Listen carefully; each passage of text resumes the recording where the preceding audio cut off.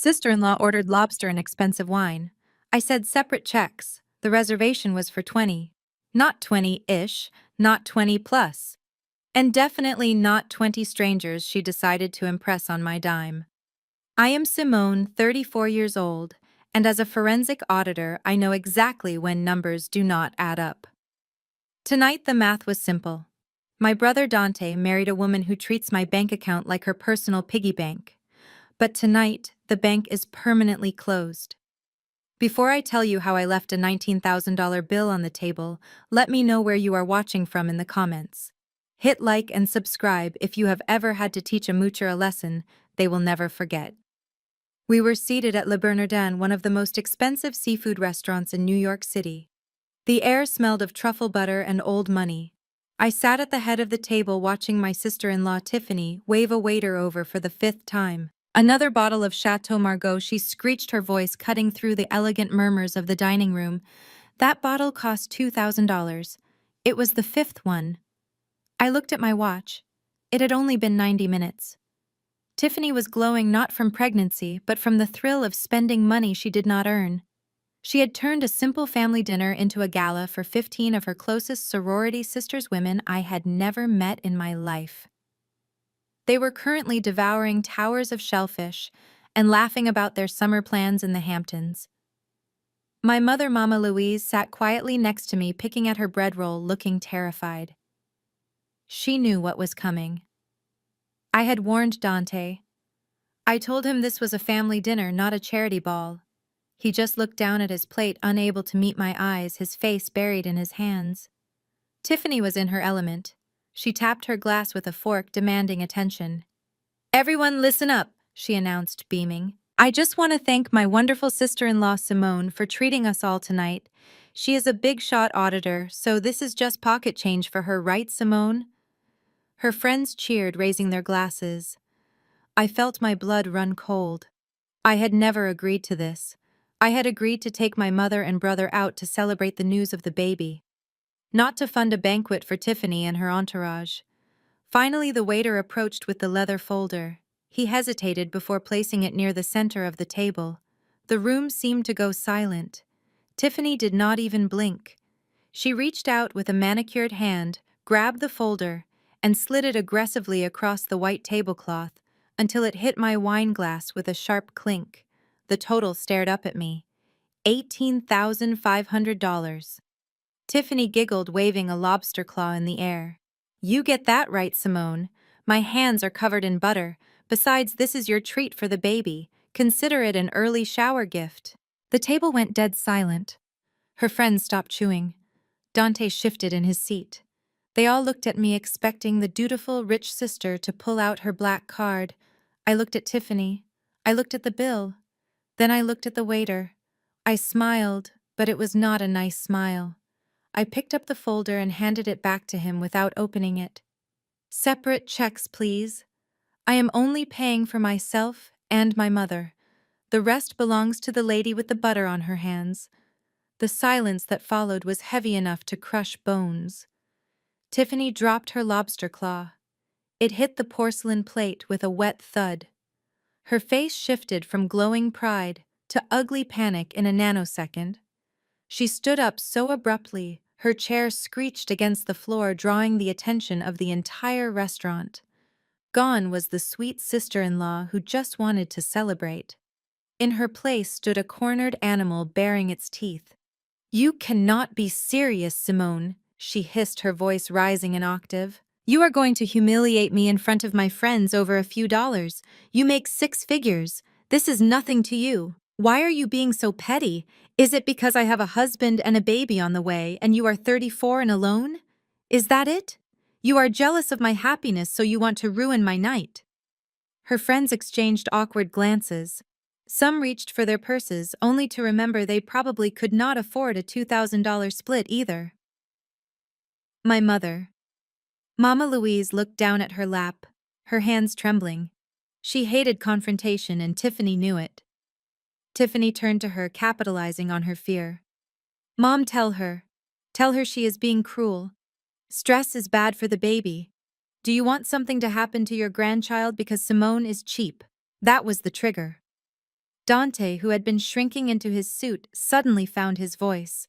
He grabbed my arm, his grip tight and desperate. "Simone, please don't do this. Not here, not now.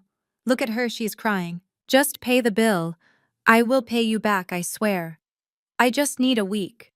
We can work this out later. Just do not make a scene." I looked at my brother. I looked at the sweat beading on his forehead. He was wearing a Rolex I knew he could not afford, and a suit I probably paid for 3 Christmases ago. I pulled my arm away from his grasp. "You will pay me back, Dante. Just like you paid me back for your tuition. Just like you paid me back for the down payment on your car. I am done being the bank that never closes. If you want to play big shot and treat 20 people to vintage wine, you better have the funds to back it up." The commotion had gone on long enough. The floor manager, a tall man with an icy demeanor, materialized at our table. He looked at the uneaten seafood towers and the empty wine bottles, then at Tiffany, who was now fake sobbing into a cloth napkin. "Is there a problem here?" he asked, his voice low but threatening. "There is no problem," Tiffany sobbed, pointing a shaking finger at me. "She is paying. She is just having a mental breakdown. She is trying to ruin my baby shower." The manager turned to me, raising an eyebrow. "Madam, the bill must be settled. The total is $18,500. If payment is not rendered immediately, I will be forced to contact the authorities. Theft of services is a felony in New York, especially at this amount." I did not blink. I pulled out my black Amex card. The manager looked relieved until I spoke. "Put the grilled chicken and the garden salad on this. And my mother's soup. That comes to about $80. As for the rest, I suggest you ask the gentleman with the fake Rolex or the lady screaming about her baby. I am not liable for orders I did not make. You can check your security cameras. I ordered water. They ordered the ocean. Call the police. I will wait." 2 uniformed officers walked through the heavy glass doors of Le Bernardin, and the entire restaurant fell into a hushed silence. Tiffany launched into her performance immediately. She clutched her stomach with one hand and grabbed the arm of the nearest officer with the other, hyperventilating as if she were in active labor. "Officer, thank God you are here," she wailed, tears streaming down her face, ruining her perfect makeup. "My sister-in-law is mentally unstable. She invited us all here for my baby shower and now she is refusing to pay. She is trying to get me arrested. I am pregnant, officer. The stress is killing me. Please, you have to make her pay," she promised. The young officer looked at me. He saw a calm woman sitting with a glass of water, while a hysterical pregnant woman pointed an accusing finger. "Ma'am, is this true?" he asked, his hand resting on his belt. "Did you agree to pay for this party?" I did not raise my voice. I did not get angry. In my line of work, emotions are irrelevant. Only evidence matters. "Officer, I am a forensic auditor," I said, keeping my hands visible on the table. "I specialize in fraud detection. Because of the sensitive nature of my family dynamic, I record all interactions that involve financial discussions." I tapped my phone screen. "I would like you to listen to this audio from 2 hours ago." Tiffany froze mid-sob. Her eyes darted to my phone. I pressed play. The audio was crystal clear. My voice rang out. "Dante, bring Mom. Just us 3. I want a quiet dinner." Then Tiffany's voice screeching and high-pitched. "Surprise, I invited the girls. We are going to turn up." Then my voice again, stern and direct. "I did not agree to this, Tiffany. I am not paying for 15 people. Then Tiffany again, dismissing me. "Oh, stop being a buzzkill, Simone, you can afford it." I stopped the recording. The officer looked at Tiffany, whose face had drained of all color. "Ma'am, it seems you ordered services knowing the host had explicitly refused to pay. That is theft of services. Unless you have a way to settle this bill right now, you will have to come with us." Tiffany turned to her sorority sisters, desperate. "Guys, chip in, please. Just put it on your cards and I will Venmo you later." The table of 15 women suddenly found the floor very interesting. One girl muttered that she forgot her wallet. Another claimed her card was maxed out. These were the same women who were guzzling vintage wine 10 minutes ago. Now that the bill was due, they were strangers. The manager stepped forward, holding a clipboard.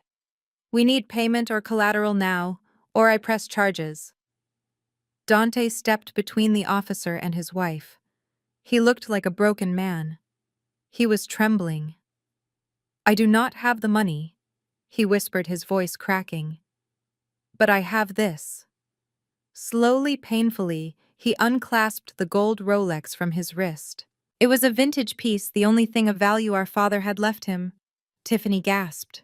"Dante, that is your dad's watch." Dante ignored her. He handed the heavy gold watch to the manager. "Take it," he said, tears welling in his eyes. "I will sign a promissory note for the rest. Just let us go." The manager took the watch, examining it with a sneer before nodding. I watched my brother sign away his dignity to save a woman who had just tried to frame me. As they walked out, Tiffany turned back to look at me. Her eyes were not sad. They were filled with pure, unadulterated hatred. This was not over. The Uber ride home was a blur of city lights and exhaustion. I stared out the window, watching New York pass by, but my mind was stuck in that restaurant. My phone vibrated against my thigh like an angry hornet. I did not need to look at the screen to know who it was. Mama Louise. She had barely spoken a word during the dinner, terrified of Tiffany, but now that she was safe in her own car, she had found her voice. I took a deep breath and answered on the speaker. "Simone, how could you?" Her voice was not just loud, it was shrill, piercing the quiet of the taxi. The driver glanced at me in the rearview mirror, but I was too tired to care. "You humiliated us. You left your brother there without a watch. His father's watch, Simone. Do you know how much that meant to him? And poor Tiffany, she is hysterical. She is carrying your niece or nephew, and you treated her like a criminal." I rubbed my temples, feeling a migraine forming behind my eyes. "Mama, she tried to steal $18,000 from me. She invited 15 strangers to a dinner she could not afford. That is not family behavior. That is a scam. Steal." Mama scoffed, the word dripping with disappointment. "Family does not steal, Simone. Family shares. You have so much. You live in that glass tower downtown. You fly first class. You have that big fancy job looking at numbers all day for those corporations. What is $18,000 to you compared to your brother's dignity? You are blessed, Simone, and when you are blessed, you are supposed to bless others." I felt a bitter laugh bubble up in my throat. Blessed? That was a funny word for it. I worked 80 hours a week as a forensic auditor, unraveling complex financial crimes, while Dante played video games and pretended to be an entrepreneur. I was the one who paid off the mortgage on Mama's house 3 years ago, so she would not lose it. I was the one who paid for Dante's bail when he got into a bar fight. I was the one who bought the groceries and paid the heating bills every winter. I was the family safety net, the endless resource, the bank that was never allowed to close. They did not see me as a daughter or a sister. They saw me as a wallet with a pulse. "You think you are better than us," Mama continued, her voice dropping to a dangerous low. "Just because you went to college and wear expensive suits, you think you can judge us. You forgot where you came from. Tiffany is fragile. She needs support, not your cold-hearted judgment. You need to turn this car around, go back there, apologize to the manager, and get Dante's watch back. Right now." The audacity took my breath away. She wanted me to apologize for being robbed. She was choosing the woman who had just manipulated her son over the daughter who had kept a roof over her head. Something inside me finally snapped. It was the sound of a cord being cut. "No, Mama." I said, my voice calm and final. "I am not going back, and I am not paying. If Dante wants his watch back, he can get a job and pay for it himself. And if you think Tiffany is so fragile, you can pay for her lobster next time with your pension check. Simone, if you hang up on me, do not bother coming to Sunday dinner. You are tearing this family apart. If protecting my hard-earned money means I am tearing the family apart, then let it rip. I pulled the phone away from my ear and pressed the red button ending the call. Then I did something I had never done in my entire life. I tapped the info icon next to her name. Block caller. The car went silent again. For the first time in 34 years, the bank was officially closed. The morning sun hit my face, but it did not bring warmth. It brought chaos. I woke up to a sound that every professional dreads. My phone was not just buzzing, it was vibrating so violently against the marble nightstand that it sounded like a drill. I reached for it, squinting against the light, and my heart skipped a beat. 99 plus notifications on Instagram. 99 plus on TikTok. Hundreds of text messages from numbers I did not recognize. I sat up in bed and unlocked my screen. The first thing I saw was a video thumbnail. It was Tiffany's tear-stained face. The caption was written in a jagged, angry font. POV. My rich sister-in-law left me and my unborn baby with a $20,000 bill because she hates mixed families. Underneath were the hashtags, toxic sister-in-law, racist attack, eat the rich. I pressed play. It was a masterpiece of manipulation. Tiffany had edited the video to perfection. She had cut out the part where she ordered 5 bottles of vintage wine. She had cut out the part where she invited 15 strangers. She had cut out the waiter asking for payment. All that remained was a tight close-up of my face, looking cold and unyielding, saying the words, "I am not paying." Then it cut to Tiffany sobbing in the back of an Uber, holding her stomach. The background music was a sad acoustic piano track designed to break hearts. The video had 2.1 million views. It had been posted 6 hours ago. I scrolled down to the comments and felt the bile rise in my throat. They were vile. Someone named Brittany wrote, "I hope this woman loses her job." "Who treats a pregnant woman like that?" another user wrote. I found her LinkedIn. Her name is Simone and she works at City Trust. Let us ruin her life. Tiffany had not just vented, she had weaponized the internet against me. She knew she could not win a logical argument, so she decided to win the emotional war. She painted herself as the poor, defenseless white girl bullied by the angry, successful black woman. It was a narrative she knew society would eat up with a spoon. Then the notification I feared most appeared at the top of my screen. It was not from a troll. It was not from a bot. It was an Outlook notification. The sender was Janice from Human Resources. The subject line was in bold red letters. Urgent meeting regarding code of conduct violation. I opened the email.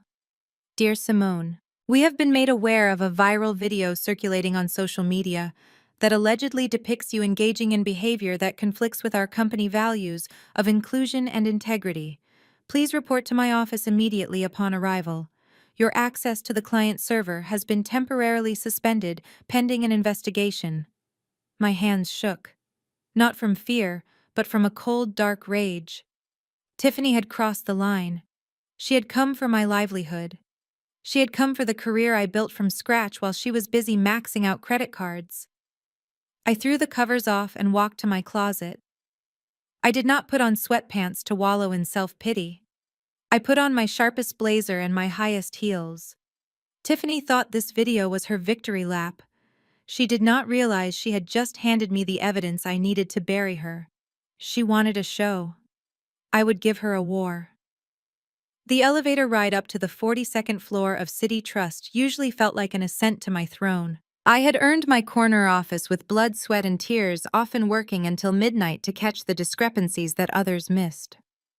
But today, the elevator felt like a cage. Every time the doors opened and a colleague stepped in, the air grew thick with awkward silence. They had seen the video. They had seen the comments. To them, I was no longer Simone, the brilliant forensic auditor. I was Simone, the angry black woman who bullied a pregnant lady. When I reached my desk, my keycard did not beep. It blinked an angry red. Access denied. My stomach dropped. Before I could try again, Janice, the vice president of Human Resources, appeared at my cubicle wall. She did not smile. She did not ask how my weekend was. She simply gestured for me to follow her. Inside her office, the air was sterile and cold. Janice sat behind her mahogany desk, her hands clasped tightly together. On her screen, paused in high definition, was Tiffany's tear-streaked face. Janice cleared her throat, looking everywhere but at my eyes. "Simone, we value your contributions to this firm. However, we also value our public image. This video is disturbing.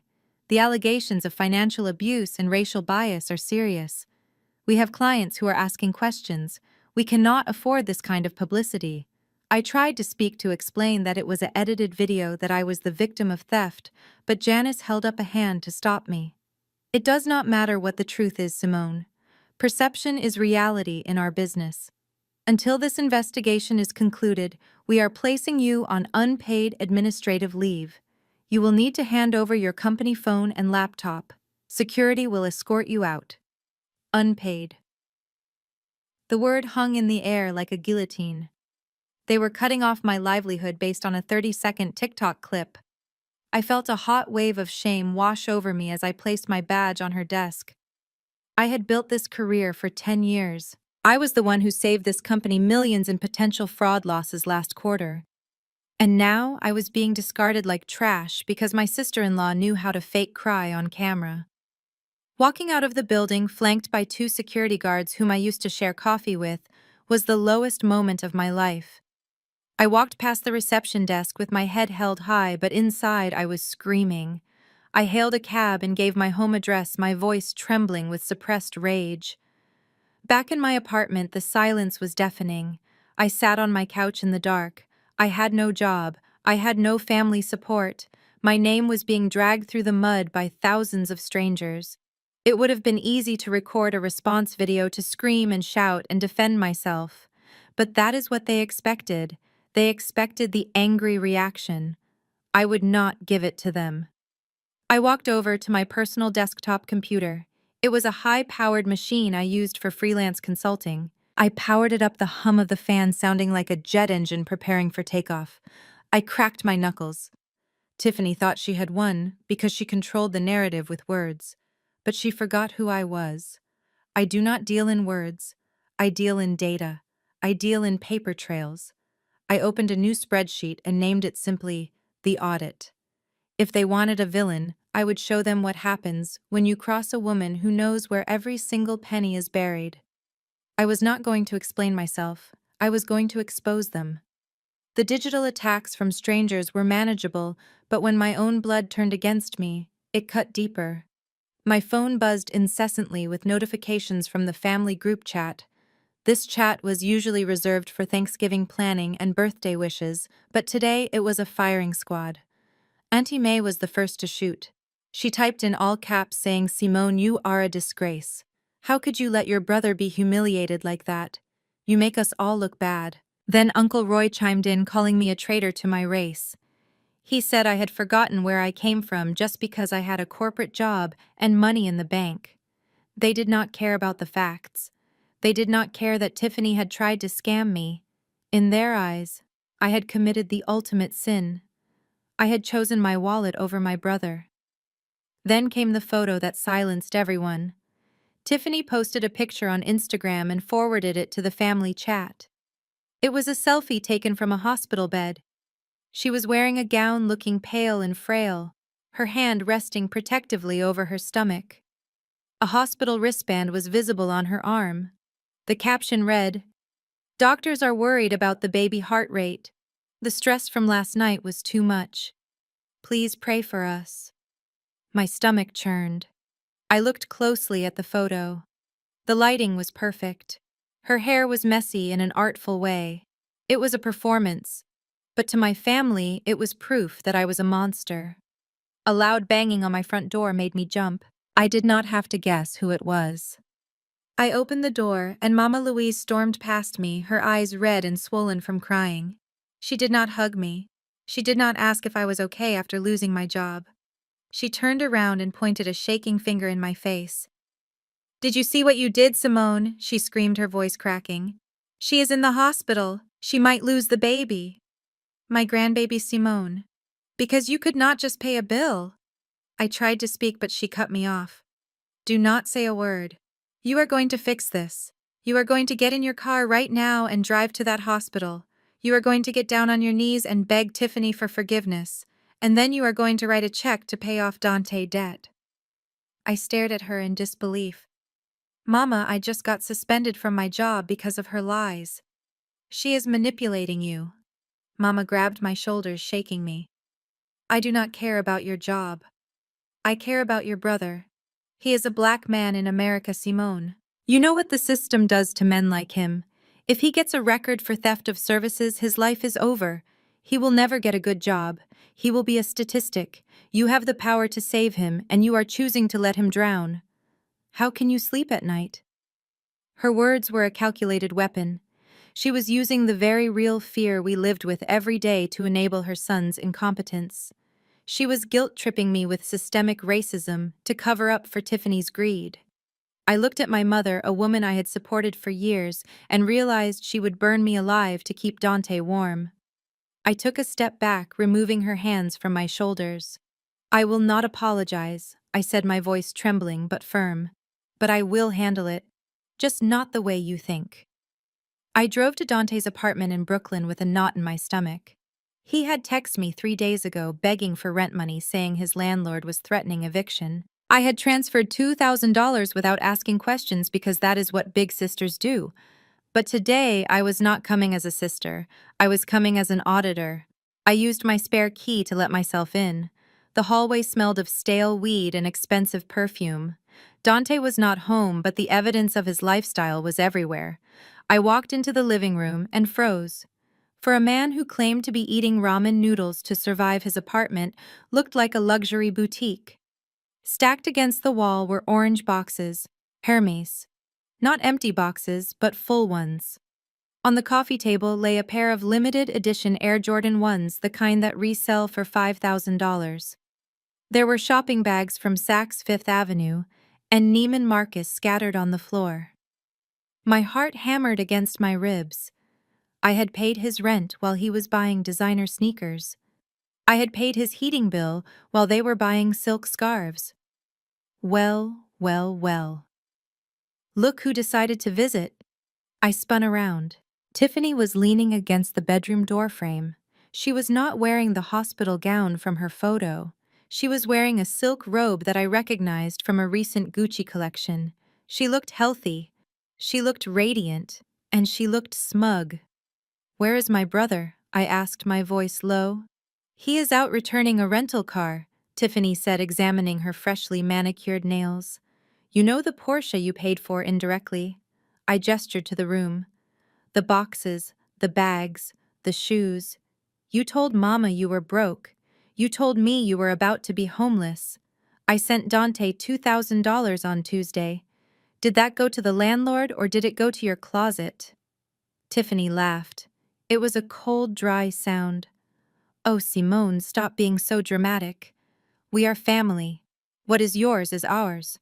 Besides, what else are you going to do with all that money?" She walked closer to me, invading my personal space. She looked me up and down, her eyes filled with pity and malice. "You are 34 years old, Simone. You have no husband. You have no kids. You come home to an empty penthouse every night. Your money is just sitting there rotting. You are not going to take it to the grave." She picked up a Hermes box and caressed it. "I am actually doing you a favor. I am helping you spend it. At least this way your money brings someone joy. You should thank me. I am giving your life purpose. You get to be the provider. That is all you are good for anyway, right? Being the bank." Because let us be honest, Simone, no man wants a woman who cares more about spreadsheets than family. I looked at her, and for the first time I saw the full picture. This was not just a spoiled girl acting out. This was a calculated extraction. She had profiled me. She knew my insecurities. She knew my family's weaknesses. She had married my brother not for love, but for access to my line of credit. She was not just a gold digger. She was a parasite that had burrowed into the host and was feeding until there was nothing left. I did not scream. I did not slap her. I simply nodded slowly, absorbing the blow. "You are right, Tiffany," I said quietly. "I am the provider. And I think it is time I audited my investments." I turned and walked out the door, leaving her standing there with her stolen luxury. She thought she had broken me with her insults. She had no idea she had just given me the motivation to destroy her. I drove back to my penthouse in silence. The rage that had been boiling in my gut was gone, replaced by a cold, mechanical focus. Tiffany had made a fatal error. She had taunted a forensic auditor about money. She thought cash was just paper to be spent, but to me, cash is a digital footprint. It leaves a trail. It tells a story. And I was about to read every single chapter of hers. I walked into my home office and locked the door. This room was my sanctuary. On the desk sat my workstation, a custom-built rig with triple monitors and processing power that rivaled a small government agency. I did not turn on the lights. The blue glow of the screens was all the illumination I needed. I sat down and cracked my knuckles. It was time to go to work. I logged into the secure server I used for my freelance investigations. Then I pulled up the financial records for the family trust. Mama Louise had given me power of attorney years ago to manage the house payments, so I had full administrative access to everything, including the joint account she shared with Dante. I had never looked too closely before trusting that they were just buying groceries and paying bills. That trust was now dead. I ran a script to filter the transactions. I stripped away the noise, the gas station charges, the Netflix subscriptions, the grocery runs. I was looking for outliers. I was looking for the bleed. The screen filled with data. Rows and rows of numbers cascaded down like a digital waterfall. My eyes scanned them, detecting patterns that an ordinary person would miss. I saw the $2,000 transfer I sent on Tuesday. It hit the joint account at 9 in the morning. At 9:15, it was moved again. I followed the money. It did not go to a landlord. It did not go to a property management company. It went to a Zelle account linked to a generic email address. I frowned and dug deeper. I pulled the archives for the last 12 months. I searched for every time Dante had asked me for emergency cash. The car repair, the medical bill, the broken boiler. Every single time the money hit their account, it was immediately funneled out to the same destination. It was a recurring transfer labeled simply as consulting fees. I typed in a command to trace the routing number. The system churned for a few seconds before spitting out a result. The receiving account belonged to a registered LLC based in Delaware. The name of the company stared back at me in bright white letters against the black background. Blue Sky Consulting. My heart slowed down. A consulting firm. Dante barely finished community college. What kind of consulting was he paying for every month? I pulled the incorporation documents for Blue Sky Consulting. It was a shell company, no website, no physical office, just a registered agent and a P.O. box. But there was a digital signature on the formation papers. It was tiny, barely legible, but I zoomed in until the pixels sharpened. The signature did not belong to a stranger. It was a scrawl I had seen on birthday cards and wedding invitations.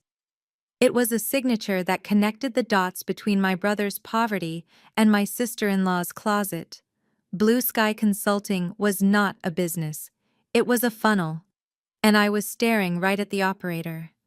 I did not stop at the bank records. A paper trail tells you what happened, but it does not tell you who did it. For that, I needed human intelligence. I picked up my encrypted phone and dialed a number I had not called in 2 years. Marcus was an ex-detective who got tired of the red tape and started his own private investigation firm. He was expensive, he was discreet, and he owed me a favor from a case involving a corrupt hedge fund manager. Marcus answered on the second ring. "Simone, I was wondering when you would call. I saw the TikTok video. You are trending on Twitter." I ignored the pleasantries. "I need a deep dive, Marcus. A full background check on Tiffany Vance and her parents. They claim to be diplomats stationed in Geneva." They say they have money in offshore trusts, but for some reason my brother is paying for their daughter's handbags through a shell company. Marcus laughed a low, gravelly sound. Diplomats. Right. And I am the Prince of Wales. Give me an hour. I sat in the dark watching the cursor blink on my screen. I thought about the stories Tiffany had told us over Sunday dinners. She claimed her parents were currently in Switzerland negotiating a trade deal. She said she went to boarding school in France. My mother ate it up. Mama Louise loved the idea that her son had married into aristocracy. She was so blinded by the fantasy that she never stopped to ask why these wealthy diplomats never visited, why they never sent a wedding gift, why they were always unreachable. The email arrived with a ping that sounded like a gunshot in the quiet room. The subject line was short. The apple does not fall far from the tree. I clicked the attachment.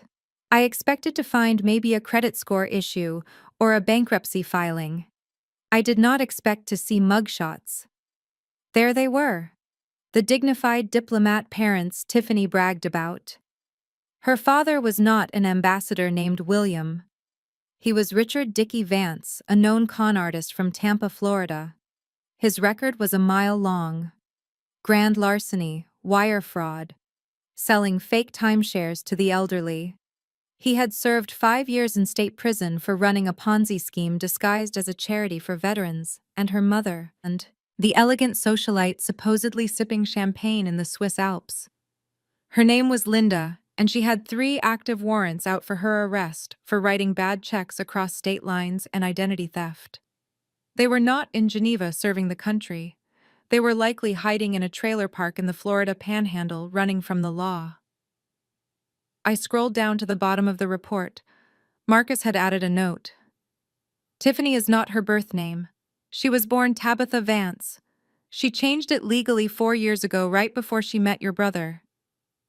I leaned back in my chair and stared at the gray faces in the police photos. Tiffany was not just a spoiled brat. She was the second generation of a crime family. She had been trained by professionals, and she had brought her family business into my living room. I printed the mugshots. The printer hummed and I smiled. My mother wanted me to apologize. I would do better than that. I would introduce her to her real in-laws. The next morning brought a storm that had nothing to do with the weather. It started with the mail. Usually my assistant filters everything, but since I was suspended, I was collecting my own post. 3 envelopes sat on my marble counter. They were thick, they were heavy, and they were all stamped with the same terrifying words in bold red ink. Immediate action required. My hands did not shake. They went cold. I am a woman who pays her bills in full every month. I have a credit score of 820. Final notices do not exist in my world. I sliced open the first envelope from Chase. It was a statement for a Sapphire Reserve card. I did not have a Sapphire Reserve card. My eyes scanned down to the bottom line, $32,000 past due. I ripped open the second one, American Express Platinum, $28,000. The third was a Capital One Venture card maxed out at $25,000. I did the math in my head instantly. $85,000. Someone had opened 3 lines of credit in my name, maxed them out, and then stopped paying. This was not just fraud. This was identity theft of the highest order. I rushed to my computer. My suspension from the bank meant I could not access their tools, but I still had my personal subscriptions to the credit bureaus. I logged into Equifax. The screen populated and my stomach dropped. My perfect credit score had plummeted to 540. There were inquiries dating back 6 months. 6 months. This had been happening right under my nose while I was busy working 80-hour weeks to support the very people who were robbing me. I clicked on the account details. I needed to see where the statements were being sent. It was not my address. It was not my mother's house. It was a P.O. box in Queens. Box 402. I knew that zip code. It was 3 blocks from the gym where Dante claimed he worked out. I felt a bile rise in my throat. I pulled up the United States Postal Service Registry database, a tool I used frequently for skip tracing. I typed in the box number. I prayed it was a mistake. I prayed it was a stranger. The search wheel spun for what felt like an eternity. When the results loaded, the room seemed to tilt. The owner of P.O. Box 402 was listed clearly. Dante Brooks, my baby brother, the boy I had protected from bullies on the playground, the boy whose tuition I had paid. He had not just let his wife steal from me, he had given her my social security number. He had handed her the knife to stab me in the back. I stared at the pages spread across my desk. The sheer audacity of the spending was breathtaking. It was not just survival, it was gluttony. There were charges for a prenatal massage at the Mandarin Oriental, costing $600 for 90 minutes. There were receipts from a boutique in Soho for custom maternity shapewear, totaling $1,200. Tiffany was building a wardrobe for a duchess on the budget of a stolen identity. But as I turned the page, the narrative shifted. The spending moved away from baby items and into something else entirely. Men's cologne, expensive cigars, a set of titanium golf clubs shipped to an address in Jersey City. Dante did not golf. Dante was allergic to smoke. Then I found the smoking gun. Delta Airlines. A flight to Miami 3 weeks ago. Business class. 2 tickets. One for Tabitha Vance, and one for a passenger named Chad Miller. I froze. I remembered that weekend. Tiffany had told Dante she was going on a spiritual wellness retreat with her mother to prepare for the birth. Dante had spent that weekend at my place fixing a leaky faucet, talking about how much he missed her, how he wanted to be a good father. He had looked so earnest, so pathetic in his devotion. And while he was unclogging my drain, Tiffany was sipping mojitos in South Beach with Chad. I pulled up the hotel bill corresponding to the flight, the Fontainebleau, oceanfront suite, room service charges for champagne and oysters at 2 in the morning. This was not a spiritual retreat. It was a romantic getaway. And I had paid for it. My credit score had died so Tiffany could have a fling. My first instinct was to call the police immediately. I had the evidence. I had the motive. I could have the authorities at her door in 20 minutes. But then I thought about Dante. If I arrested her now, she would spin it. She would claim Chad was a cousin or a business partner. She would claim I gave her permission to use the cards and was now reneging out of spite. She would cry those tears, and Dante, desperate to believe in his happy family, might just side with her again. He would bail her out and I would be the villain once more. No, I could not just cut the head off the snake. I had to burn the nest. I needed to catch them together. I needed Dante to see it with his own eyes. I needed a stage big enough for her lies to collapse under their own weight. I looked at the invitation for the baby shower that sat on the corner of my desk. A celebration of love. It read in gold foil script. It was scheduled for next Saturday at the plaza. It was perfect. She wanted a spectacle. I would give her one. I was not going to call the cops yet. I was going to let her throw the party of the century, and then I was going to serve the indictment as the main course. I walked into the corner office of Zara King, and the air instantly felt thinner. Zara was not just a lawyer, she was a weapon in a Saint Laurent suit. We had attended Howard University together, but while I went the corporate route, Zara went for the jugular. She was the most feared financial crimes attorney in the city, and looking at the view of Manhattan from her window, I knew she was worth every penny of her $700 hourly rate. I laid the evidence on her glass desk. The credit card statements, the flight manifests, the mugshots of Tiffany's parents, and the shell company documents. Zara did not gasp. She did not look shocked. She flipped through the pages with a terrifying calmness, her face unreadable. Finally, she stopped at the photo of Tiffany and Chad in Miami. "This is not just fraud, Simone," she said, leaning back in her leather chair. "This is a racketeering enterprise. She is running a long con on your brother to get to your assets. If we go to the police now with just this, she will claim it was a domestic misunderstanding. She will say Dante gave her permission to use your info since you are family. It becomes a he said, she said. And the white pregnant lady usually wins that debate in the court of public opinion. I felt my frustration rising. So what do we do, Zara? Do I just let her spend my money? Zara smiled, and it was the smile of a predator spotting wounded prey. No. To catch a snake, you do not grab it by the tail, you feed it. You feed it until it is so full and bloated it cannot move. You let her think she has won completely. You give her exactly what she wants, which is access and validation. She tapped the invitation for the baby shower on the desk. She wants a spectacle, right? Give it to her. Agree to everything. Pay for the debts. Apologize to the family. Lure her into a false sense of security. We need her to commit a felony so large and so public that no amount of tears can wash it away. We need to catch her in the act of defrauding you in front of witnesses. It was a dangerous game, but I trusted Zara with my life. I took a deep breath and pulled out my phone. My hands felt heavy as I opened the family group chat, which had been silent for 2 days. Every fiber of my being screamed against what I was about to do, but I knew it was necessary. I typed the message slowly. I have been doing a lot of thinking. You are right. Family comes first. I am sorry for reacting so harshly and causing stress. I will take care of the outstanding debts. And Tiffany, let us give this baby the welcome it deserves. How does the plaza sound for the shower? I hit send. The response was immediate. Heart emojis from Mama Louise, a text from Dante saying, "Thank God, Simone, I knew you would come through," and then a message from Tiffany, just a simple smiley face emoji. She thought she had broken me. She had no idea she had just RSVP'd to her own funeral. I walked into Dante's apartment an hour later, and the smell of victory was suffocating. They were already celebrating. A bottle of Dom Perignon sat on the coffee table, next to a stack of bridal magazines. Tiffany was lounging on the sofa, looking like the cat that had not only eaten the canary, but also inherited the canary's estate.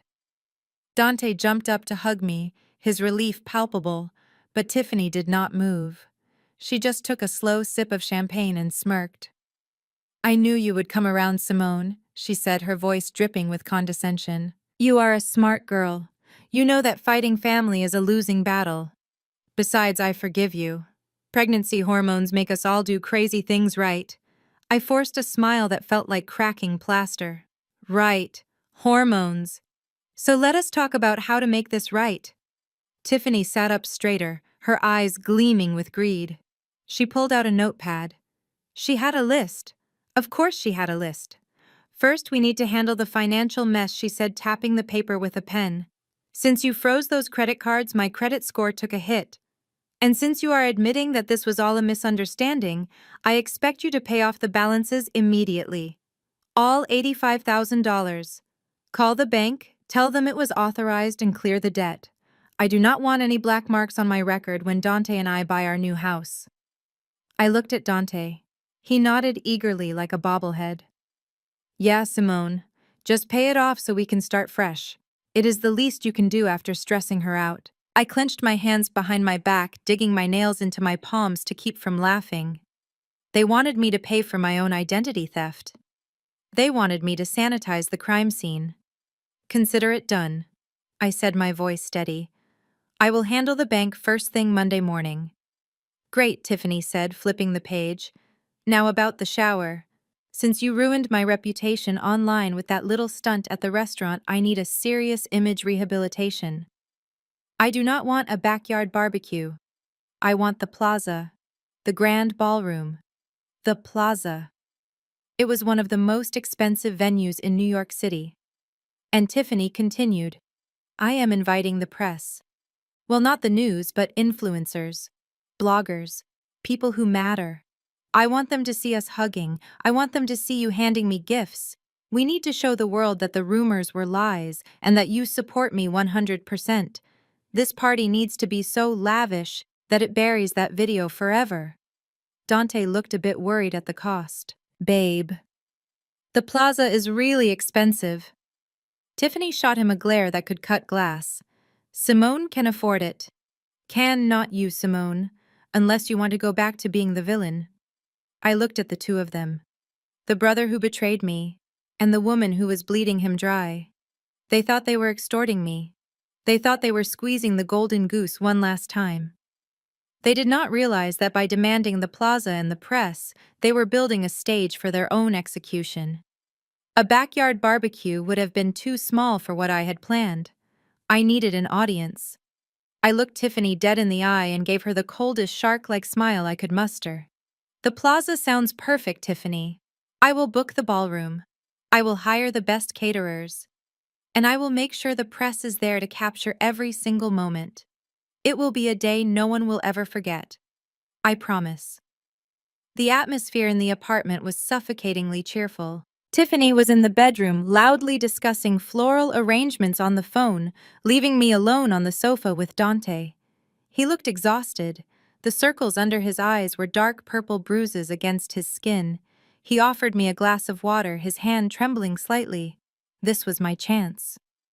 Dante, I said, keeping my voice casual. My phone just died and I need to show you the DJ options for the party. Can I use yours for a second? Sure, Simone. He unlocked his iPhone and handed it to me without a second of hesitation.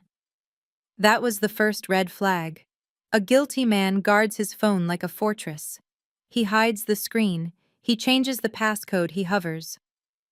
Dante did none of those things. He leaned back and closed his eyes, rubbing his temples. I had 30 seconds before Tiffany came back. I did not go to the DJ website. I went straight to his email app. I typed Chase into the search bar. Nothing in the inbox. I checked the trash folder. There were dozens of emails from Chase confirming account changes and address updates, but none of them had been opened. They had been mass deleted. I checked the timestamps. They were deleted at times when Dante was usually at work. I switched to his text messages with Tiffany. I scrolled back 2 months. What I found made my heart stop. Dante wrote, "Babe, why was my card declined at the gas station today? I thought we had $3,000 in savings." Tiffany replied, "Oh, the bank flagged it for fraud because you went to a different station than usual. Do not worry, I transferred everything to a secure holding account to protect us. Use the cash in the jar." I scrolled further. Dante wrote, "The landlord called. He said the rent check bounced." Tiffany replied, "He is lying. He just wants to charge us a late fee. I have the receipt. Ignore him." I went to his banking app. The Face ID prompted, so I nudged Dante. "Hey, it needs your face to download the app." He blinked open his eyes and let it scan him. He did not even look at what app it was. He was completely checked out. I opened his main checking account. It was overdrawn by $400. I checked his savings. 0. Then I saw the transfers. Every single paycheck he deposited was immediately siphoned out to Blue Sky Consulting. He was not spending the money on Jordans. She was taking his money buying the Jordans for herself, and then telling him they were gifts from her rich parents. I looked at my brother.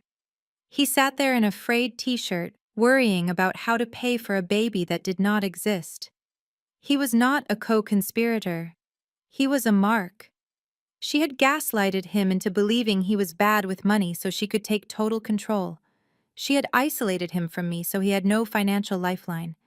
He was not just an accomplice. He was the first victim. Tiffany walked back into the room beaming. "The florist says peonies are out of season, but for 5,000 extra, they can fly them in. I told them to put it on your card, Simone."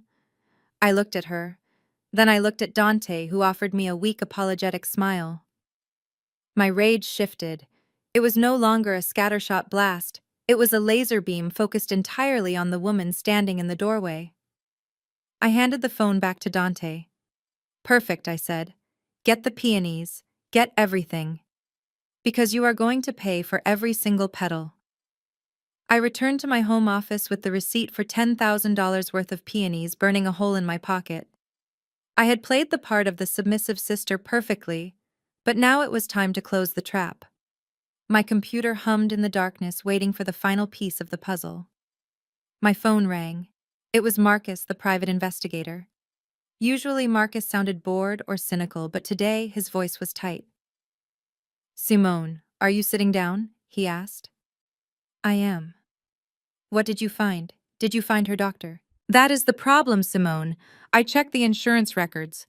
I checked the hospital databases. I even ran a search on every licensed OBGYN in Manhattan and Brooklyn under both her married name and her alias, Tabitha Vance. Simone, there are no records, no ultrasounds, no blood work, no prenatal vitamins prescriptions, nothing. I frowned. That is impossible. She posted a photo from a hospital bed just last week. Marcus sighed. I ran that photo through a metadata scrubber. It was taken 2 years ago. The EXIF data says it was shot in a clinic in Tampa, probably when she was getting a nose job. Simone, she is not pregnant. There is no baby. The room spun. I had suspected she was lying about money. I had suspected she was lying about her parents, but lying about a child, lying about the heir to a family she claimed to love. It was a level of sociopathy that even I could not comprehend. If she is not pregnant, then what is growing in her stomach? I whispered more to myself than to him. Check Dante's email again, Marcus said. Check the trash. Check the spam. She is sloppy, Simone. Cons like this always slip up on the small details. I hung up and logged back into Dante's email, which I had mirrored to my server. I went straight to the junk folder. It was filled with newsletters and phishing scams. I scrolled down looking for anything suspicious. And then I saw it. An order confirmation from Amazon dating back 3 months. Item shipped. Premium silicone maternity prop. Realistic touch and weight. Month 5 to 7 size. Light skin tone. I clicked the link. It took me to a product page for actors and theater productions. The item description boasted that the silicone warmed to body temperature and felt real to the touch through clothing. Cost: $400. She had bought a fake stomach on Amazon. She was wearing a costume. Every time she rubbed her belly, every time she complained about the baby kicking, she was performing a scene. She had orchestrated this entire pregnancy to trap Dante into marriage and to guilt my mother into handing over her savings. It was paternity fraud on a massive scale. I stared at the screen, my hands trembling with a cold fury. This was not just about stealing money anymore. This was emotional terrorism. She had made my mother cry tears of joy for a grandchild that did not exist. She had made my brother give up his dreams to support a piece of silicone. I printed the Amazon receipt. The ink was still warm as I held it. Tiffany wanted a baby shower. She wanted everyone to celebrate the life she was bringing into the world. Well, I would give her exactly what she wanted. I would celebrate the baby. I would celebrate the silicone prop that cost $400 and the lies that cost my family everything.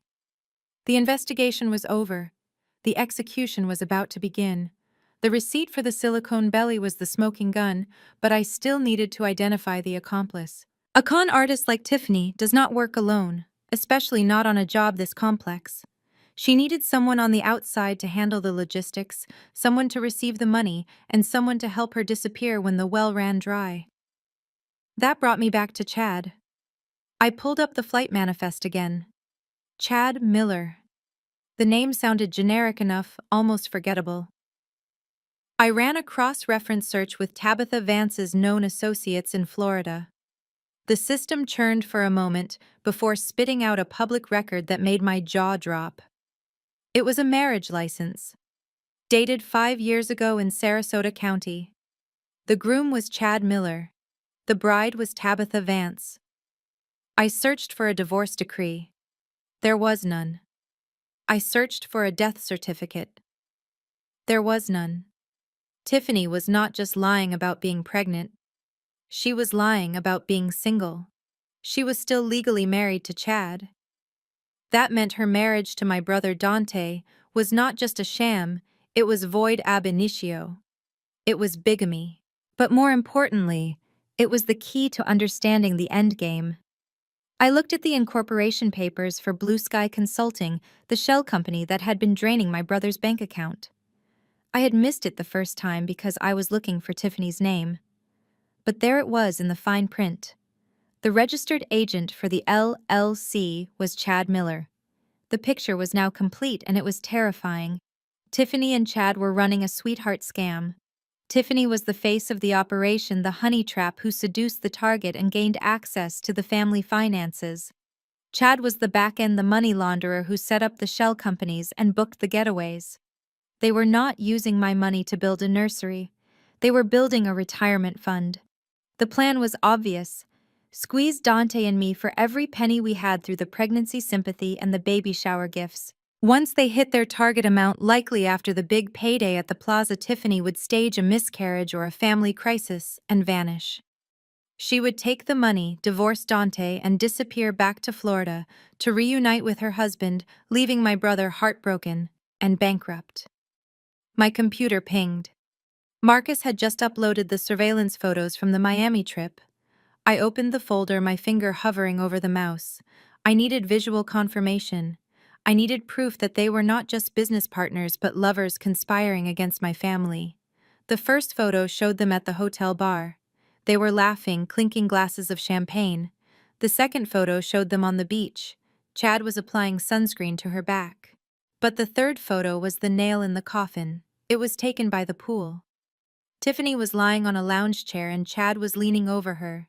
His hand was on her thigh and their lips were locked in a passionate kiss. There was no ambiguity here. This was not a brother. This was not a cousin. This was her husband. I stared at the image of them kissing, celebrating their heist while my brother sat in Brooklyn stressing about diaper prices. They looked so happy, so carefree, spending my hard-earned money. I saved the photo to my encrypted drive.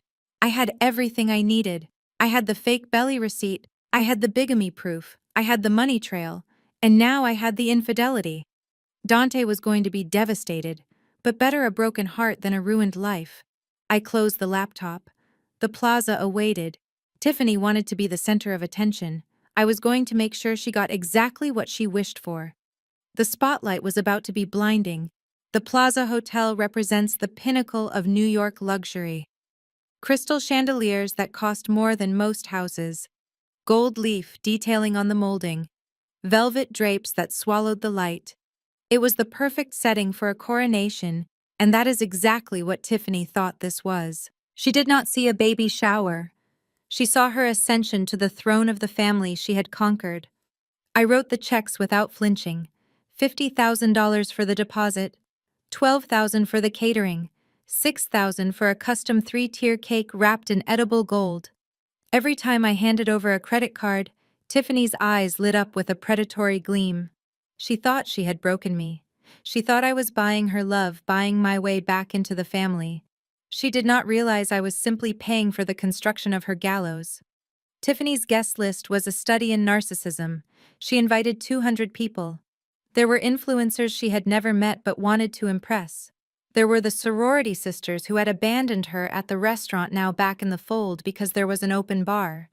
There were bloggers and local socialites. She even managed to get a photographer from a minor society magazine to attend, promising them an exclusive look at the life of a diplomat's daughter.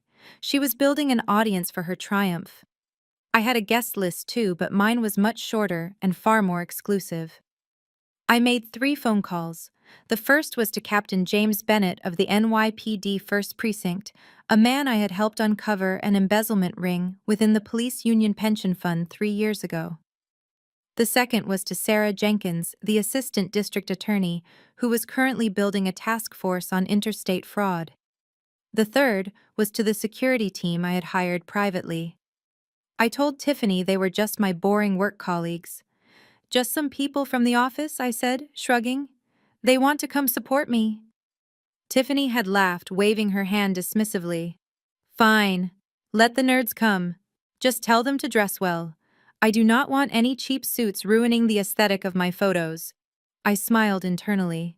Tiffany was so obsessed with appearances that she did not bother to ask what my colleagues actually did for a living. She saw a middle-aged man in a suit and assumed he was an accountant.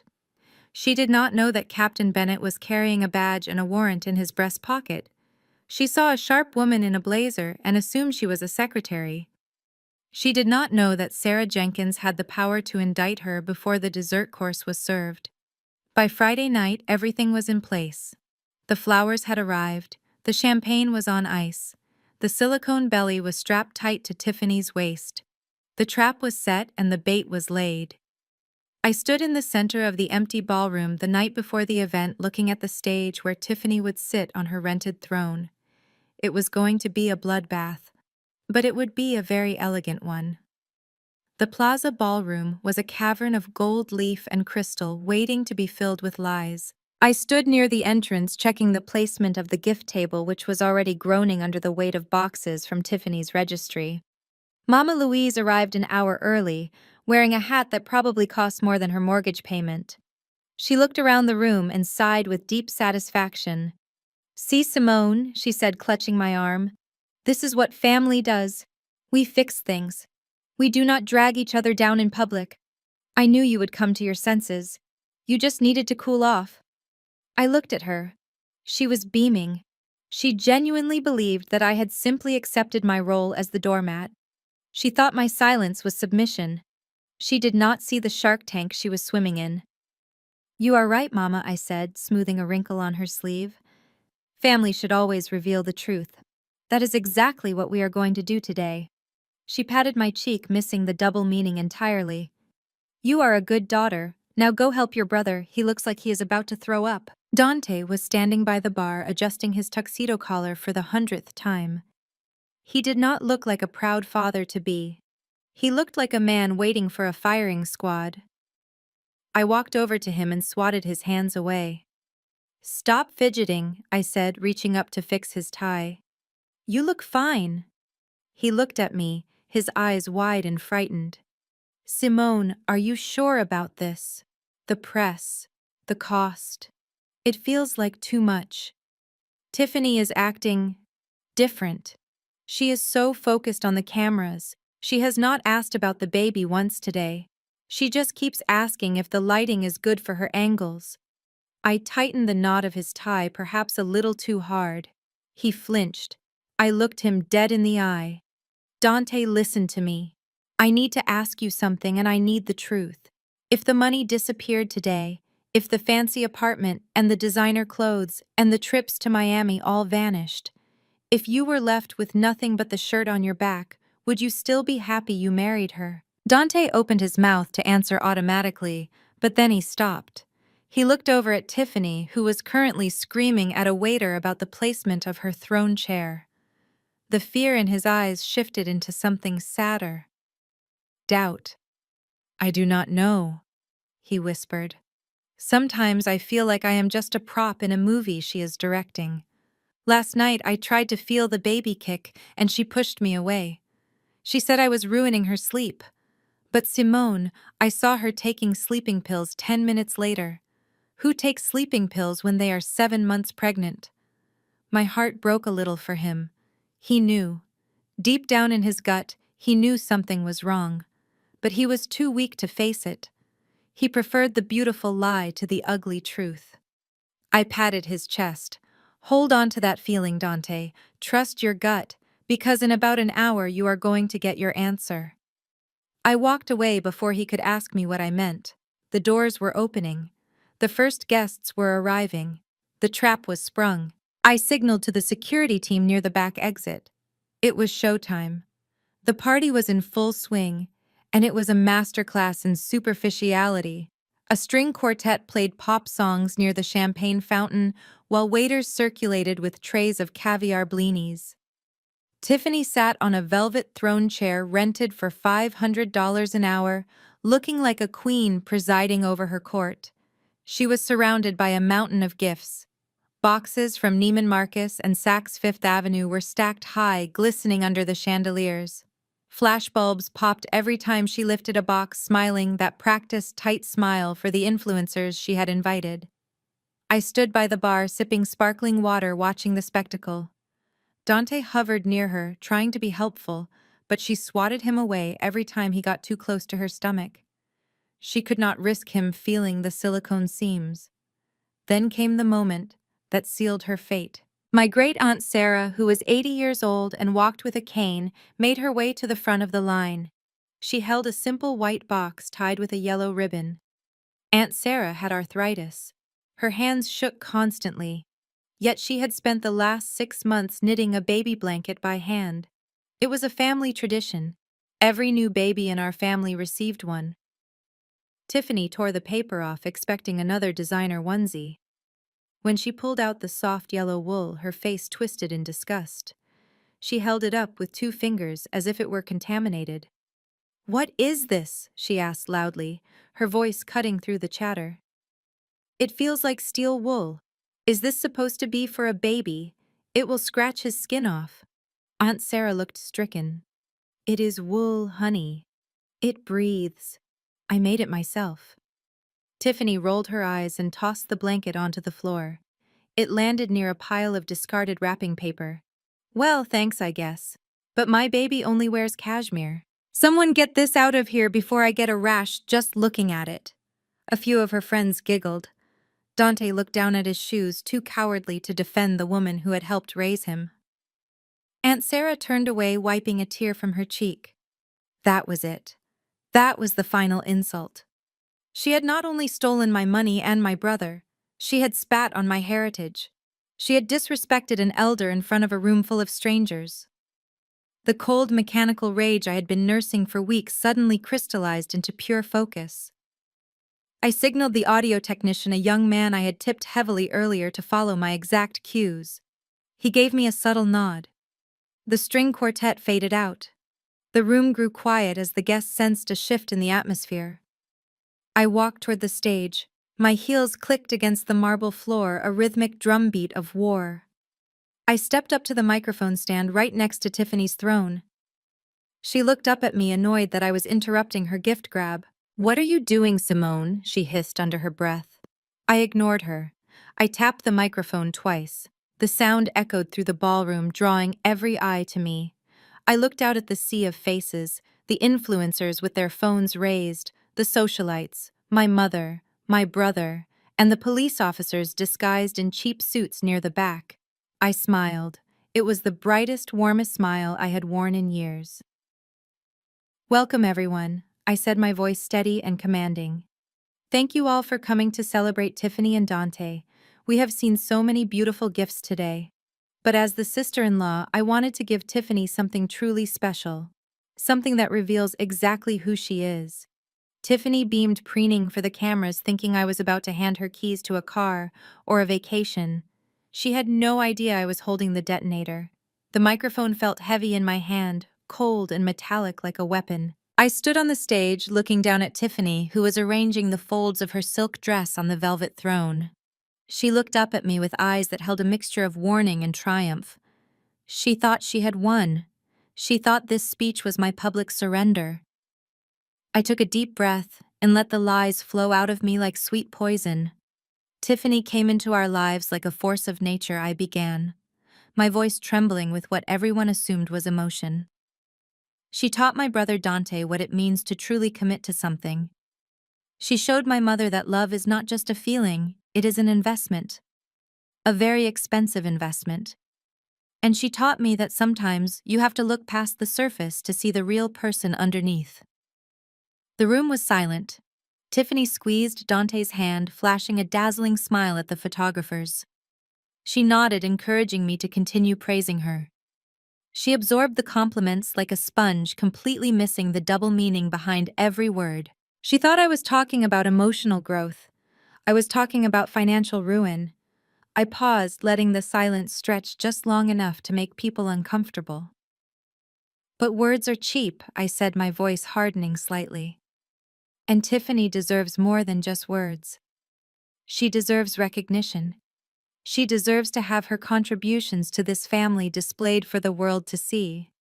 So I prepared a special video presentation, a visual journey of exactly what Tiffany has brought to the Brooks family name. I gestured to the massive projection screen behind me. The lights in the ballroom dimmed. A collective hush fell over the crowd as 200 faces turned toward the white canvas. A soft, sentimental piano track began to play, the exact same royalty-free sad music Tiffany had used in her viral TikTok video accusing me of racism. Tiffany clapped her hands together delightedly, expecting a montage of ultrasound photos and romantic selfies.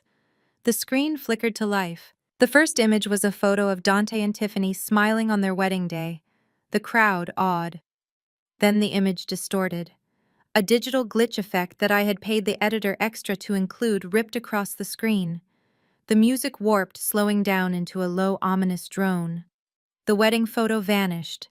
In its place, a stark, high-definition document appeared. It was magnified so large that the people in the back row could read the fine print. Chase Sapphire Reserve Statement. Account holder Simone Brooks. Authorized user Dante Brooks. The camera panned down the document on the screen, highlighting the numbers in bright red. Past due balance $32,400. Gasps rippled through the room. Someone dropped a glass and it shattered. The screen flashed again. American Express Platinum. Account opened fraudulently. Past due balance $28,000. The slide changed again. Capital One Venture. Past due balance $25,000. The total appeared in the center of the screen in bold black letters. $85,000 stolen. I watched Tiffany's face. The smug smile did not just fade, it evaporated. Her skin turned a sickly shade of gray under the stage lights. She tried to stand up, but her knees seemed to give way, and she slumped back onto her throne. The silence in the room was gone, replaced by a rising tide of whispers and shock. I leaned into the microphone, my voice booming over the confusion. But that is just the appetizers, folks. Let us get to the main course. The ballroom was already reeling from the financial shock, but I was not done. I pressed the remote again. The spreadsheet dissolved into a grainy video clip. It was time-stamped 2 weeks ago. The setting was the master bathroom of the apartment my brother paid for. In the video, Tiffany stood in front of the full-length mirror. She was wearing only her underwear. Her stomach was flat. Perfectly flat. There was no baby bump. There was no sign of pregnancy. She reached for a flesh-colored object on the counter. It was a prosthetic bump. With practiced ease, she strapped it around her waist, adjusting the Velcro until it sat seamless against her skin. She smoothed her hands over the silicone, turning side to side to check the profile. Then she picked up her phone and laughed. It was a cruel, mocking sound that echoed through the silent ballroom. She spoke into the receiver. "Chad, you should see me. I look like a glowing goddess. These idiots believe anything. Dante actually cried when I told him the baby kicked. He is so pathetic. As soon as the wire transfer clears, we are gone." The video froze on her laughing face. The silence in the ballroom was absolute. It was a vacuum that sucked the air out of the room. The gasp that tore through the crowd was louder than the music had been. The financial fraud was a white-collar crime. It was abstract, but this was visceral. This was a violation of the most sacred trust between a husband and wife. On the gigantic screen, Tiffany's digital doppelganger continued to preen, adjusting the silicone strap with the casual indifference of an actor putting on a costume. I watched the audience. The influencers who had been live streaming the event were now capturing the scandal of the decade. Their phones were held high, zooming in on the screen, and then panning back to the real Tiffany, who sat paralyzed on her velvet chair. Her hands instinctively went to cover the fake bump, but she stopped halfway, realizing the futility of the gesture. The illusion was not just broken, it was pulverized. Mama Louise stood up, her legs shaking so hard she had to grab the table for support. Her champagne flute slipped from her fingers, hitting the marble floor with a sharp, violent crash that made half the room jump. She looked from the screen to me and then to Tiffany, the woman she had defended, the woman she had chosen over her own daughter. The realization hit her like a physical blow. There was no grandchild, there was no legacy, there was only a piece of plastic and a con artist laughing at her gullibility. Tiffany's face was a mask of sheer terror. For the first time, the arrogance was gone. She looked small, she looked trapped. Her eyes darted around the room looking for an exit, looking for an ally, but she found only disgust. Even her sorority sisters had backed away, creating a physical distance between themselves and the social pariah. And then there was Dante, my brother, the boy who wore his heart on his sleeve. He stood up slowly, as if carrying the weight of the world. He stared at the screen, watching the woman he loved call him pathetic. He watched her mock his tears. The dots finally connected in his mind. The times she pushed him away in bed, the refusal to let him come to doctor appointments, the sleeping pills. It all made sickening sense now. He turned to face her. His body was vibrating with tremors he could not control. He walked toward the throne, his steps heavy and uneven. He stopped inches from her knees. He did not scream. He did not rage. He just pointed a shaking finger at the screen and then at her midsection. "What is this?" he asked, his voice cracking into 1,000 pieces. "Tiffany, tell me that is AI. Tell me that is fake. Because if you are wearing a costume right now, while my family is celebrating you, I swear to God." "What is this?" I did not answer Dante immediately. I let the silence hang in the air, heavy and suffocating. The silicone belly was a prop, but the next piece of evidence was very real. I pressed the remote one last time. The video of the fake bump vanished. In its place, a high-resolution photograph filled the massive screen. It was a picture taken in Miami. The sun was bright, the ocean was blue, and the subjects were unmistakable. Tiffany was wearing a white bikini, her body pressed intimately against a man with sandy blonde hair and a shark-like grin. They were not just standing together. They were kissing. It was a deep, passionate kiss, the kind shared by lovers who have no care in the world. Dante stared at the screen. He knew that man. "That is Chad," he whispered, his voice trembling.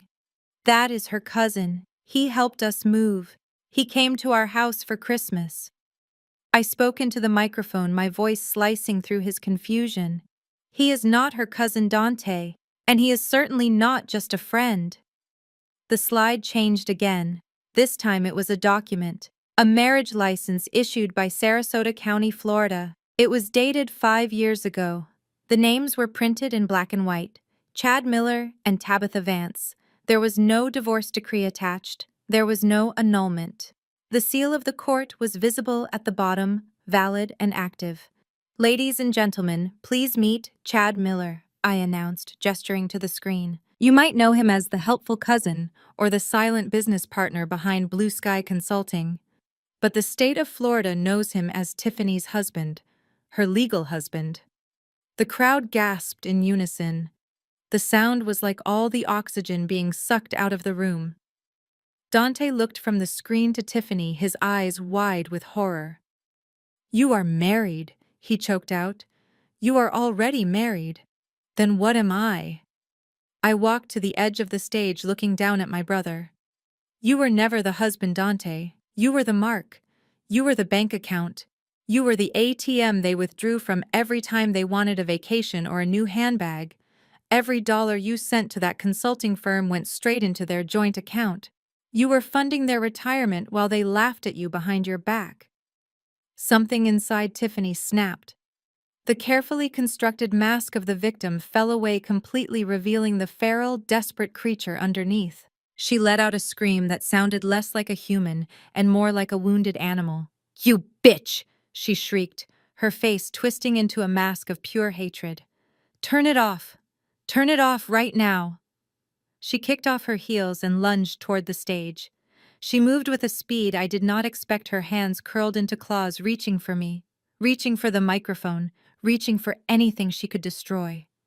She was going to tear me apart. She was going to silence the truth with violence. But she never made it to the stairs. A large man in a dark suit stepped out from the shadows near the cake table. It was not a hotel employee. It was one of the security professionals I had hired for this exact moment. He moved with the efficiency of a machine, stepping directly into her path. He did not grab her. He simply stood there, a wall of muscle that she slammed into with a thud. Tiffany bounced off him, stumbling back.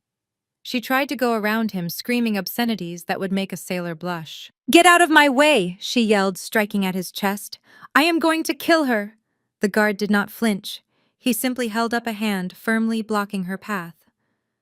"Ma'am, I suggest you step back," he said, his voice calm but dangerous. Tiffany looked around, wild-eyed, realizing she was surrounded. The press was capturing every second of her meltdown. Her husband Chad was nowhere to be seen. And her other husband, Dante, was looking at her like she was a stranger. The trap was closed, and there was nowhere left to run. The security guard held Tiffany back, but I did not need him to protect me. I had one final blow to deliver. A blow that would shatter not just her reputation, but the very biological lie she had used to hold my family hostage. I turned back to the microphone. Tiffany, you screamed about killing me, but you should have saved that energy for the doctor who performed your surgery 3 years ago. I pressed the remote. The marriage license vanished. In its place, a medical record from a clinic in Tampa appeared. It was redacted to show only the patient's name, Tabitha Vance, and the procedure code. For those of you who are not medical professionals, let me explain what CPT code 58670 means. I said, my voice echoing through the silent ballroom. It stands for a laparoscopic tubal ligation. In simple terms, Tiffany had her tubes tied 3 years ago. Gasps erupted again, but this time they were different. They were horrified. That is right, I continued, pointing at the screen. There is no baby. There never was a baby. There is absolutely zero chance of a baby. The only thing growing in her stomach is a web of lies designed to extract money from a family that just wanted to love her. Tiffany stopped struggling against the guard. She went limp. The truth was out. The one lie she thought was untouchable, the biological imperative, had been exposed. She looked at Dante. Dante was standing still, frozen in a nightmare. He looked at the medical record, then back at his wife. The woman who had picked out names with him. The woman who had decorated a nursery with him. The woman who had let him talk to her stomach at night. It was all a performance. A cruel, sick performance. A primal sound tore from Dante's throat. It was not a scream. It was a roar of pure agony. He moved before anyone could stop him. He lunged past the security guard, who stepped aside this time, allowing the husband to face his wife. Dante reached Tiffany in 2 strides. She tried to back away, her eyes wide with terror, but he was faster. He did not hit her. He did not choke her. He reached for the hem of her silk dress and yanked it up. His hand clawed at the strap around her waist. "No, Dante, stop!" she shrieked, trying to push him away. He didn't listen. With a violent jerk, he unlatched the Velcro strap that held the silicone prop in place. He ripped it from her body. The heavy silicone belly fell to the marble floor with a sickening wet thud. It bounced once and rolled to a stop at the feet of the photographer. Tiffany stood there exposed. Her stomach was perfectly flat. Her dress hung loosely around her frame. The illusion was physically separated from her body, lying on the floor like a discarded toy. The room went deathly silent. The sight of the fake belly on the floor was more shocking than any bank statement. It was grotesque. It was undeniable proof of a sociopathic level of deceit. Mama Louise, who had been clutching the edge of the table, let out a soft whimper. She looked at the plastic stomach, then at her son's devastated face. Her eyes rolled back in her head. Her knees buckled. She collapsed to the floor in a heap of expensive silk and broken dreams, fainting dead away amidst the wreckage of her family. The crash of my mother hitting the floor was the signal my guests had been waiting for. The time for theater was over. The boring colleagues in the ill-fitting suits whom Tiffany had mocked earlier suddenly transformed. They did not rush to help Mama Louise. They rushed the stage. Captain James Bennett stepped out from the shadows near the dessert table. He reached inside his jacket and pulled out a gold badge that caught the light of the chandelier. The flashbulbs from the press went into overdrive. This was the twist they had been praying for. "Tabitha Vance," he boomed, his voice commanding the room. "I am Captain Bennett with the NYPD. You are under arrest." Tiffany looked at him, blinking rapidly. She tried to step back, but the security guard was still blocking her path. "Arrest?" she stammered. "For what?" "This is a misunderstanding. My sister-in-law is crazy. She is making all of this up." Bennett did not entertain her delusions. He pulled a folded document from his pocket and began to read. "We have a warrant for your arrest on multiple counts. First count, identity theft in the 1st degree. Second count, grand larceny for the theft of over $85,000. Third count, wire fraud. And finally, bigamy. The word bigamy hung in the air, the legal confirmation that she was still married to Chad. Assistant District Attorney Sarah Jenkins stepped up beside Bennett. She looked at Tiffany with cold professional disdain. And we are also looking into charges of insurance fraud regarding your falsified medical records, Ms. Vance. You are looking at 20 years minimum. I suggest you stop talking and start looking for a lawyer. Two uniformed officers moved in, flanking her on both sides. They grabbed her arms, pulling them behind her back. The sound of handcuffs clicking shut was the loudest sound in the room. That was the moment the dam broke. Tiffany realized the act was over. The tears would not work. The pregnancy card had been played and burned. She looked at the handcuffs, then at the cameras, then at me. Her face contorted. It was not fear anymore. It was pure, unadulterated ugliness. She stopped struggling and let out a laugh that sounded demonic. "You think you won," she screamed, spitting in my direction. "You think you are so smart, Simone. You are just a lonely, bitter woman." Dante, who was kneeling beside our mother, looked up at her. He looked broken. "Tiffany, how could you?" he whispered. "We loved you." Tiffany looked down at him and sneered. "Loved me? You suffocated me. I did what I had to do to survive. I deserved that money. I deserved better than this trash." She pulled against the officers, her eyes wild. "You are all pathetic," she shrieked, her voice echoing off the walls. "I am glad I did it. I am glad I took every cent. Because you people are so stupid. You honest, hardworking idiots. You made it so easy. You stupid black family. You thought a girl like me would actually love a loser like you." The room gasped. The racial slur hung heavy in the air. The influencers who had been sympathetic moments ago now looked at her with revulsion. The mask of the sweet, victimized white woman had not just slipped. It had shattered into a million pieces, revealing the racist narcissist underneath. Dante stood up slowly. The love in his eyes was gone, replaced by a cold, hollow realization. He finally saw her. He finally saw the monster I had been trying to warn him about. "Get her out of here," he said, his voice flat. "Just get her out." The officers shoved her forward. As they dragged her off the stage, kicking and screaming curses, the only thing left behind was the silicone belly lying on the floor, a hollow shell, just like the woman who had worn it. Outside the gilded walls of the plaza, the city moved with its usual indifference, but inside a black SUV idling in the loading zone, Chad Miller was checking his watch for the 10th time. He drummed his fingers on the steering wheel of the rental car that I had unknowingly paid for. He was not worried about my family or the baby. He was worried about the schedule. According to their plan, Tiffany was supposed to be walking out those doors right now, claiming a migraine, carrying a bag full of cash envelopes and jewelry. He picked up his phone and typed a message. "Hurry up. We need to beat the traffic to the airport." He never hit send.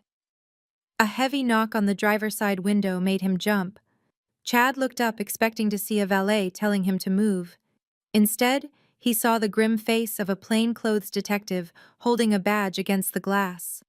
Before Chad could even reach for the ignition, a police cruiser screeched around the corner, blocking him in from the front.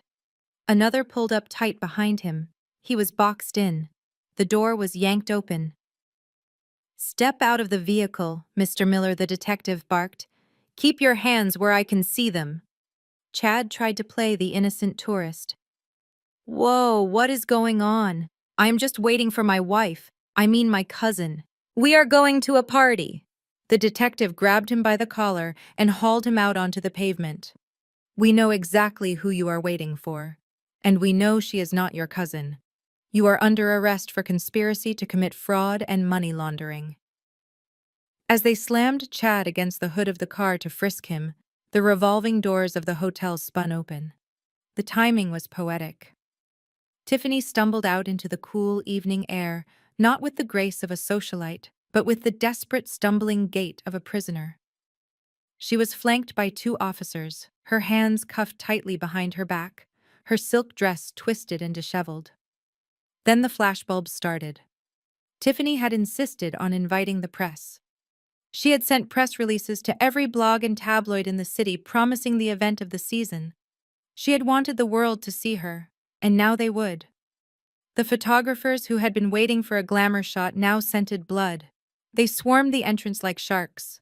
The flashing lights were blinding, a strobe light effect that illuminated Tiffany's tear-stained face in harsh, unforgiving bursts. "Tiffany, look over here. Is it true you faked the pregnancy? How much money did you steal? Are you really married to your cousin?" The questions were shouted like accusations. Tiffany ducked her head, trying to hide from the very lenses she had courted. She squeezed her eyes shut, but she could not block out the sound of the shutters clicking, capturing her downfall at 10 frames per second. Then she saw him. Through the wall of photographers, she locked eyes with Chad, who was currently being stuffed into the back of a squad car. There was no love in that look. There was no solidarity.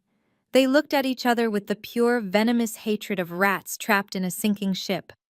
Chad mouthed something that looked like a curse word before the door slammed shut on his face. "Get them away from me!" Tiffany screamed, thrashing against the officers as a cameraman got too close. "I did not do anything. It was all him. He made me do it." The police ignored her pleas. They guided her firmly toward the second cruiser. She was shoved into the back seat, the hard plastic seat, a far cry from the velvet throne she had sat on an hour ago. As the car pulled away, sirens wailing, the photographers chased it down the block, eager for one last shot of the woman who tried to steal a life and ended up losing her own. The show was over. The credits were rolling, and Tiffany was finally the star she always wanted to be. The police sirens faded into the distance, leaving behind a silence that was heavier than the noise. The grand ballroom of the plaza was now a graveyard of expensive party favors. Waiters moved quietly in the background, sweeping up the shattered remains of Mama Louise's champagne glass and collecting the unopened gifts that Tiffany would never unwrap. The air still smelled of fresh peonies and expensive perfume, but underneath it was the stench of catastrophe. I stood near the overturned throne chair, watching the staff dismantle the stage I had built. My heart was not racing anymore. It beat with a slow, steady rhythm. The war was over. The enemy had been neutralized.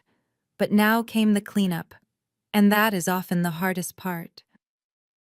Dante sat on the edge of the stage, his tuxedo jacket discarded on the floor. He held his head in his hands, sobbing quietly. He looked like a child who had woken up from a nightmare only to realize the monster was real. He saw my shoes approach, and he slid off the stage, dropping to his knees on the cold marble floor. He wrapped his arms around my legs, burying his face in the fabric of my dress. "I am sorry, Simone," he wept, his voice muffled and broken. "I am so sorry. I was so stupid. I let her turn me against you. I let her steal from you. I am a terrible brother. Please forgive me. Please tell me how to fix this." I looked down at him.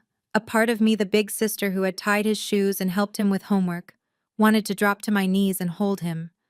I wanted to tell him it was going to be okay and that I would take care of everything. But that is what I had done his whole life. I had shielded him from consequences, and that protection had made him soft. It had made him the perfect prey for a predator like Tiffany. I reached down and peeled his hands off me. I did not pull him up. I took a step back, creating a distance that felt like a canyon. "Get up, Dante," I said, my voice devoid of warmth. "Stop crying. Tears do not pay bills." He looked up at me, startled by my tone. He wiped his face with the back of his hand. I know. I will pay you back, Simone. I swear. I will work 3 jobs. I will do whatever it takes." I shook my head. "You are confused. You do not owe me for the $85,000 on my credit cards. The police report and the fraud affidavit I filed this morning will take care of that. The bank will absolve me of those charges because they were criminal acts committed by Tiffany and Chad. That debt is hers, and she will pay for it with years of her life in a cell." Dante let out a breath of relief. "Oh, thank God. Thank you, Simone." I held up a hand to stop him. Do not thank me yet. Because we need to talk about the other money. The money you transferred to Blue Sky Consulting from your own accounts. The loans you took out in your own name to buy her jewelry. The lease on that apartment you cannot afford. Dante blinked. But she tricked me. It was a scam. It was a scam, I agreed. But you signed the papers, Dante. You authorized the transfers. You chose to ignore the red flags because you liked the fantasy she sold you. The law protects you from theft, but it does not protect you from bad judgment. He stared at me, the blood draining from his face again. What are you saying? I am saying that I am not writing a check to clear your personal debts, I said firmly. I am not bailing you out of your lease. You are going to move out of that luxury apartment. You are going to sell those designer clothes. You are going to negotiate with your creditors. You are going to climb out of this hole dollar by dollar on your own. But Simone, I cannot do that alone, he whispered, panic rising in his voice. I will drown. Then learn to swim, I said.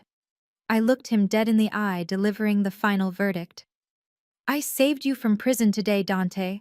I saved you from a life anchored to a sociopath. But I will not save you from your own stupidity. That is a lesson you have to afford yourself. The interrogation room at the first precinct was a stark contrast to the ballroom at the plaza. There were no chandeliers here, only the buzzing of a fluorescent light that flickered overhead. I stood behind the one-way glass, with Zara watching the final act of Tiffany's performance. She was still wearing her ruined silk dress now, stained with sweat and mascara. She was not handcuffed anymore, but she looked more trapped than ever sitting across from Detective Bennett. Tiffany was not remaining silent.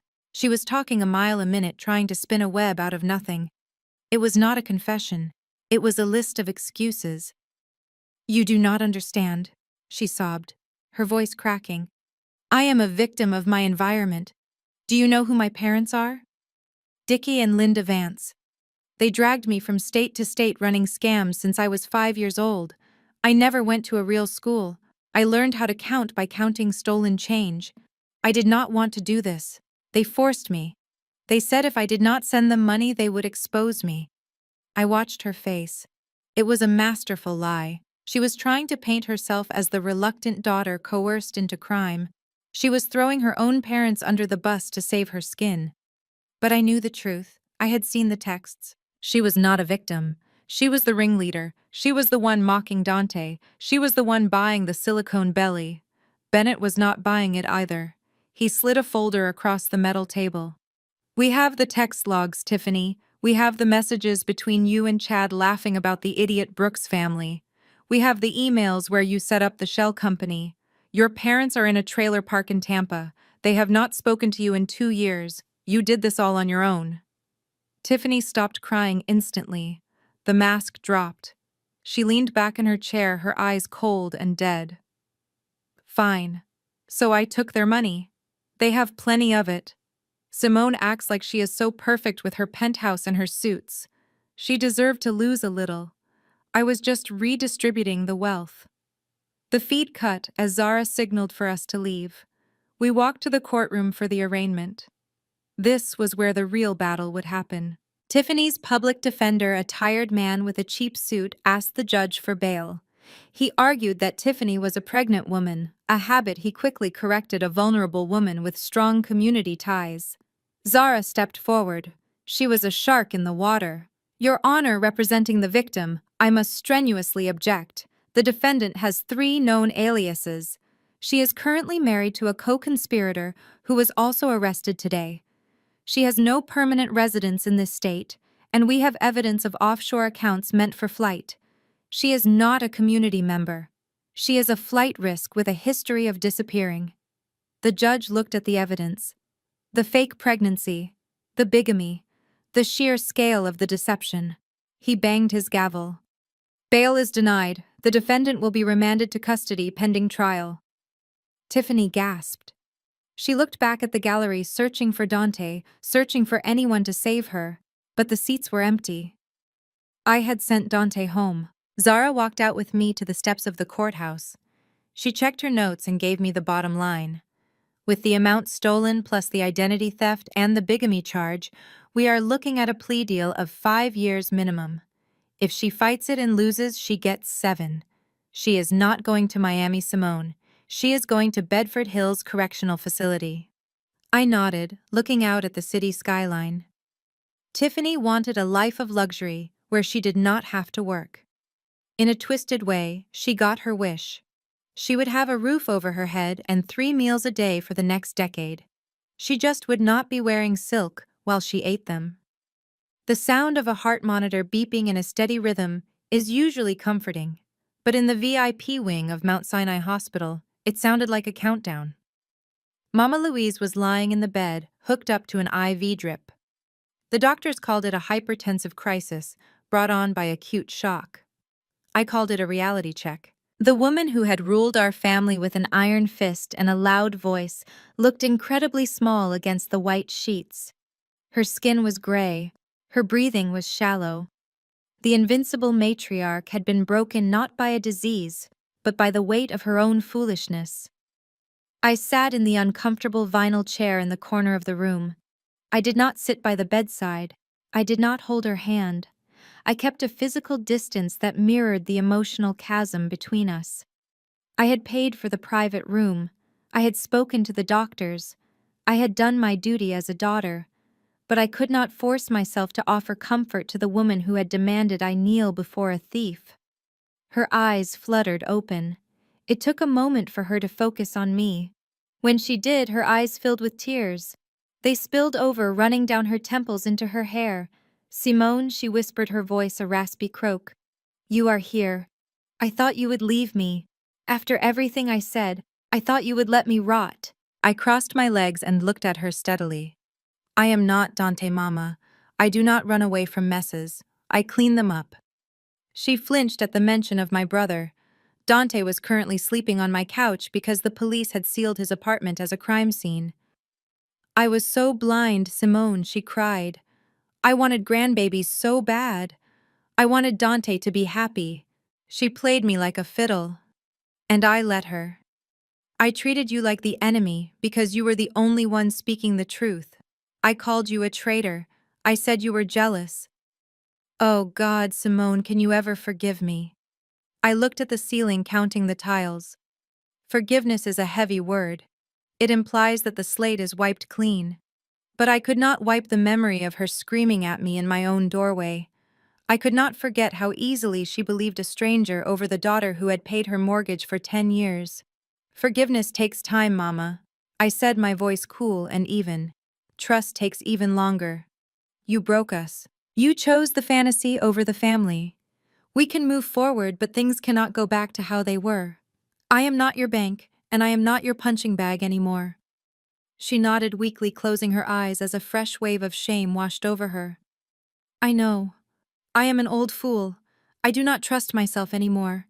I look at people and I do not know if they are lying or telling the truth. I have lost my instinct."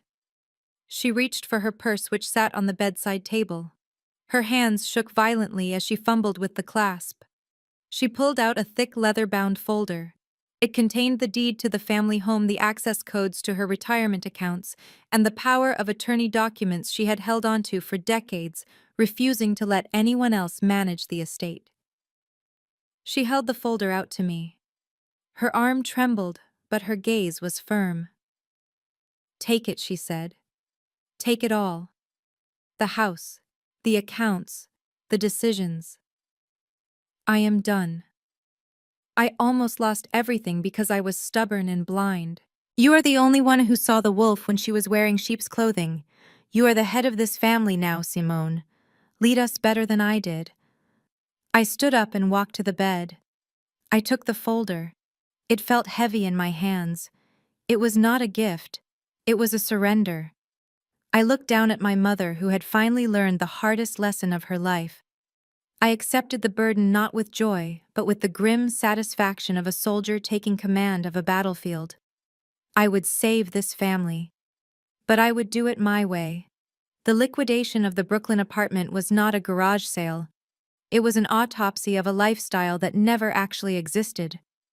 I stood in the doorway with a clipboard watching Dante dismantle his delusions piece by piece. He did not hire movers. I told him that if he wanted to leave, he had to carry the boxes himself. He listed the limited edition sneakers on resale apps. The Air Jordans he had bragged about sold for $400. The designer hoodies fetched a fraction of their retail price.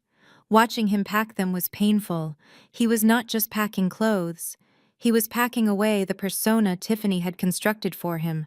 The successful businessman, the provider, the father. All of it was going into cardboard boxes labeled donation or sell.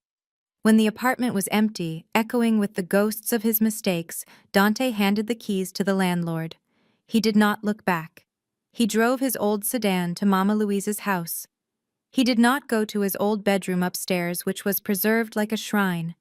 He went to the basement. It was damp. It smelled of mildew and mothballs. It was a concrete box with a single small window near the ceiling. "This is it," I told him, standing at the top of the stairs. "You stay here until you are solvent. No rent, but you pay for your own food. And you pay me $500 a month toward the debt." Dante nodded. He did not complain about the smell or the hard cot. He seemed to welcome the discomfort as a form of penance. The next day, he did not put on a suit. He put on steel-toed boots and a high-visibility vest. He had applied for a job at a logistics distribution center in Queens. It was not a desk job. It was grunt work, heavy lifting, 12-hour shifts packing boxes and loading trucks. I visited him 2 weeks later at the end of his shift. He walked out of the warehouse looking different. He was thinner. His hands were covered in small cuts and calluses. He walked with a limp from standing on concrete floors all day. The soft boy who used to complain about the air conditioning being too cold in his office was gone. He saw me waiting in my car and walked over. He did not ask for money. He reached into his pocket and pulled out a white envelope.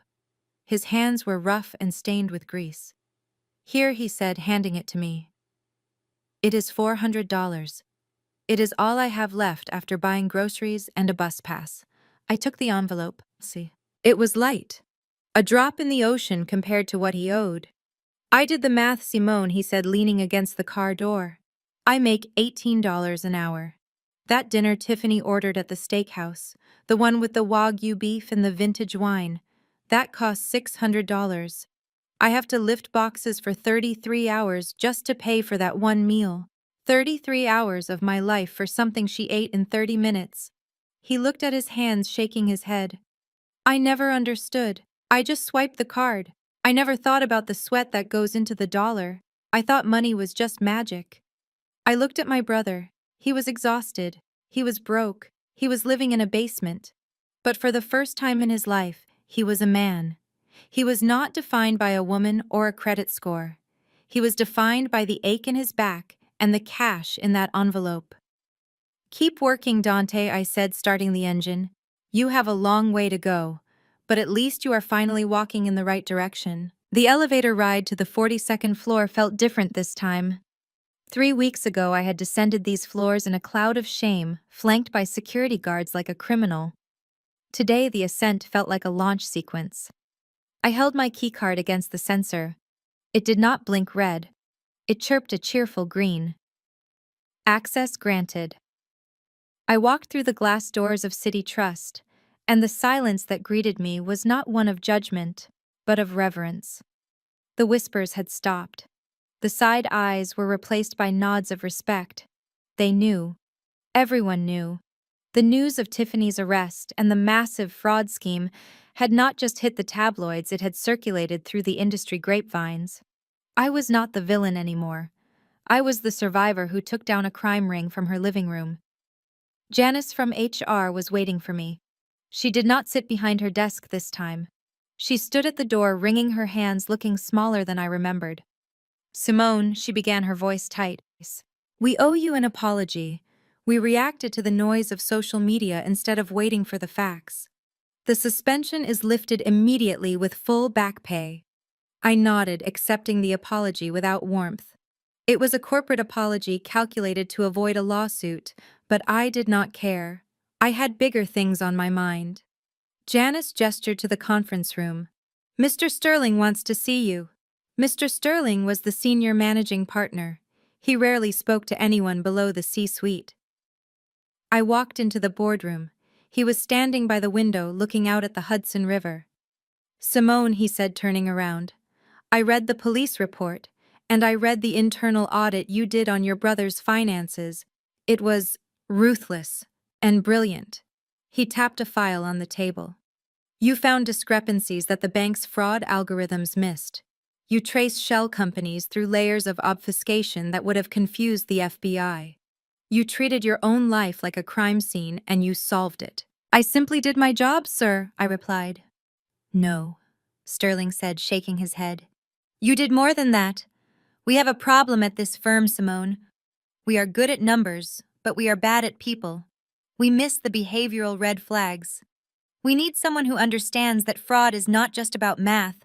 It is about psychology. It is about manipulation. He slid a contract across the polished mahogany table. We are creating a new position. Global Director of Risk Control. You will not just be auditing spreadsheets anymore. You will be auditing our biggest clients. You will be training our teams to spot the liars before they steal a cent. I looked at the salary figure. It was double what I was making. It included stock options and a corner office on the 55th floor. It was the kind of promotion that usually took 20 years to earn. I picked up the pen. The nightmare with Tiffany had stripped me of my savings and my trust. But it had given me something invaluable. It had sharpened my instincts into a razor blade. I signed my name. Later that afternoon, I checked my phone. The notification came from TikTok. The video of Tiffany crying had been removed for violating community guidelines on harassment and misinformation. In its place was a generic statement from the platform apologizing for the error. The hashtag Toxic Sister-in-Law was gone buried under a wave of new comments praising me as the Sherlock Holmes of the Upper East Side. I stood by the window of my new office, looking down at the city. The cars looked like toys from up here. I had lost a sister-in-law, but I had found my true calling. I was no longer just an auditor. I was a hunter, and business was good. The wheels of justice turn slowly, but they grind exceedingly fine. It had been 6 months since the debacle at the plaza. 6 months of depositions, affidavits, and meetings with the district attorney. The seasons had changed outside. Winter had turned to a slushy gray spring. But inside the Manhattan criminal court, time felt suspended in a perpetual state of fluorescent-lit judgment. I sat in the front row of the gallery. I was not there as a victim. I was the state's star witness. Beside me sat Dante. He was not wearing a tuxedo. He was wearing a simple button-down shirt and slacks that he had bought from a discount rack. His hands were clasped tightly in his lap. He looked older. The softness around his jaw was gone, replaced by the lean, hungry look of a man who works physical labor for a living. He did not look at the defense table. He stared straight ahead at the judge's bench. When the bailiff announced the entrance of the defendant, I felt Dante stiffen. I turned my head. The woman who walked through the side door was a stranger. Tiffany Vance was gone. In her place was inmate number 84732. The prison system had stripped her of every weapon she possessed. There were no hair extensions. Her blonde hair had grown out, revealing 3 inches of dark, mousy roots. There was no contouring makeup to hide the hollowness of her cheeks.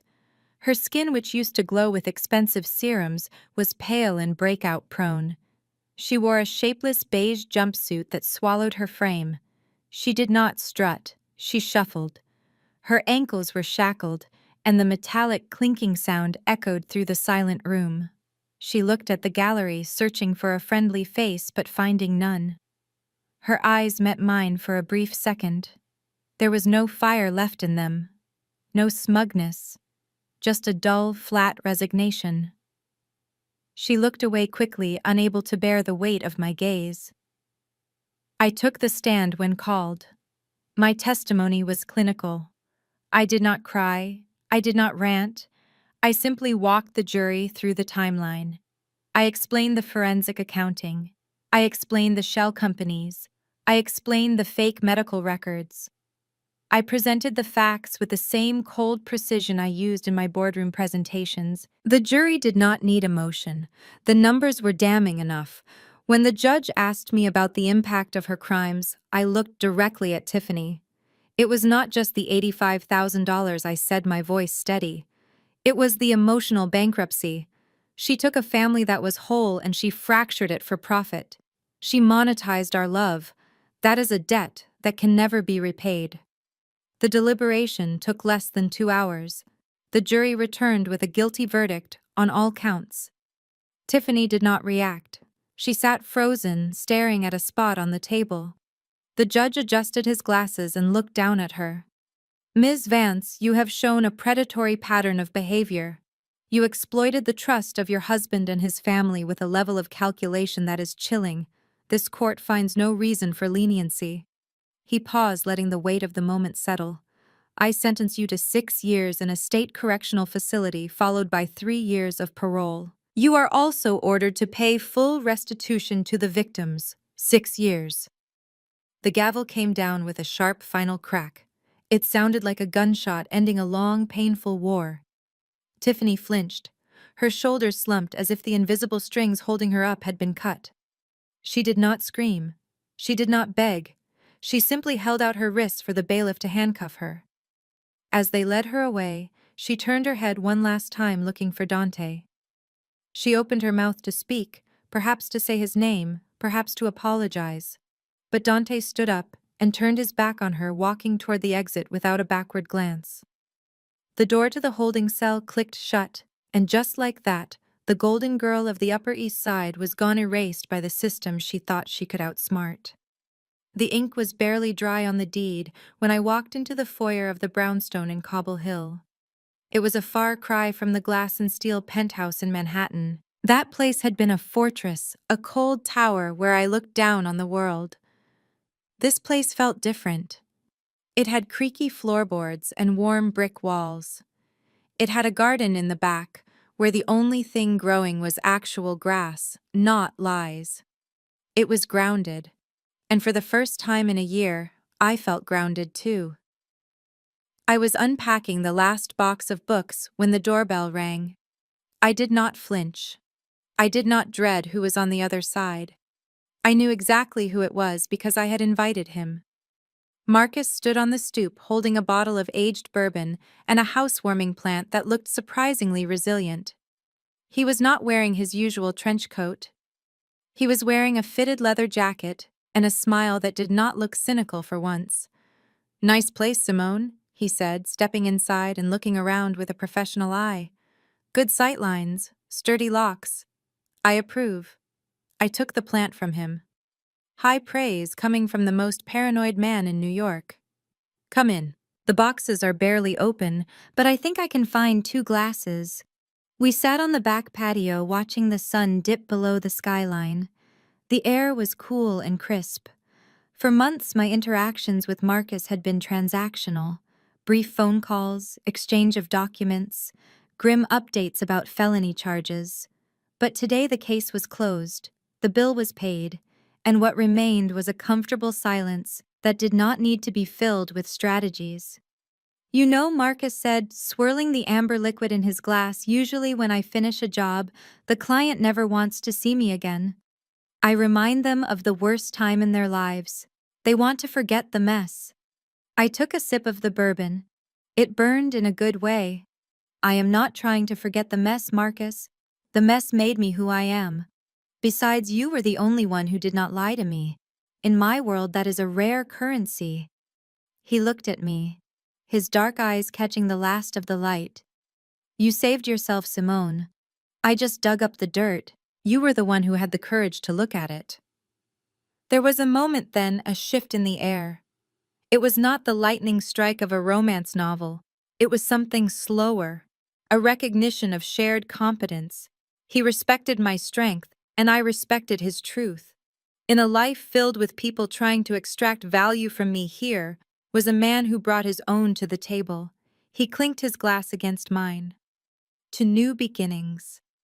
To independence, I corrected him with a smile. I looked out at the garden. My phone was in the kitchen, silent. My brother was building his own life. My mother was managing her own peace.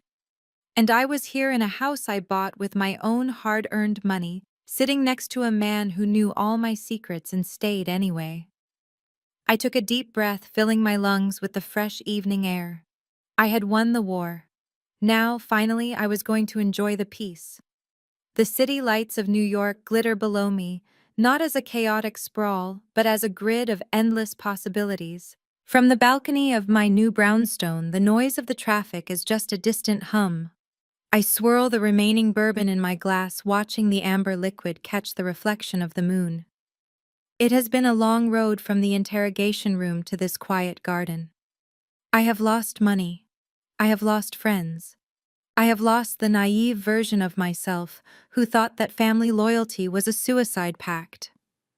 But looking at the peace I have built around me, I know I have gained so much more. We are often taught that boundaries are selfish.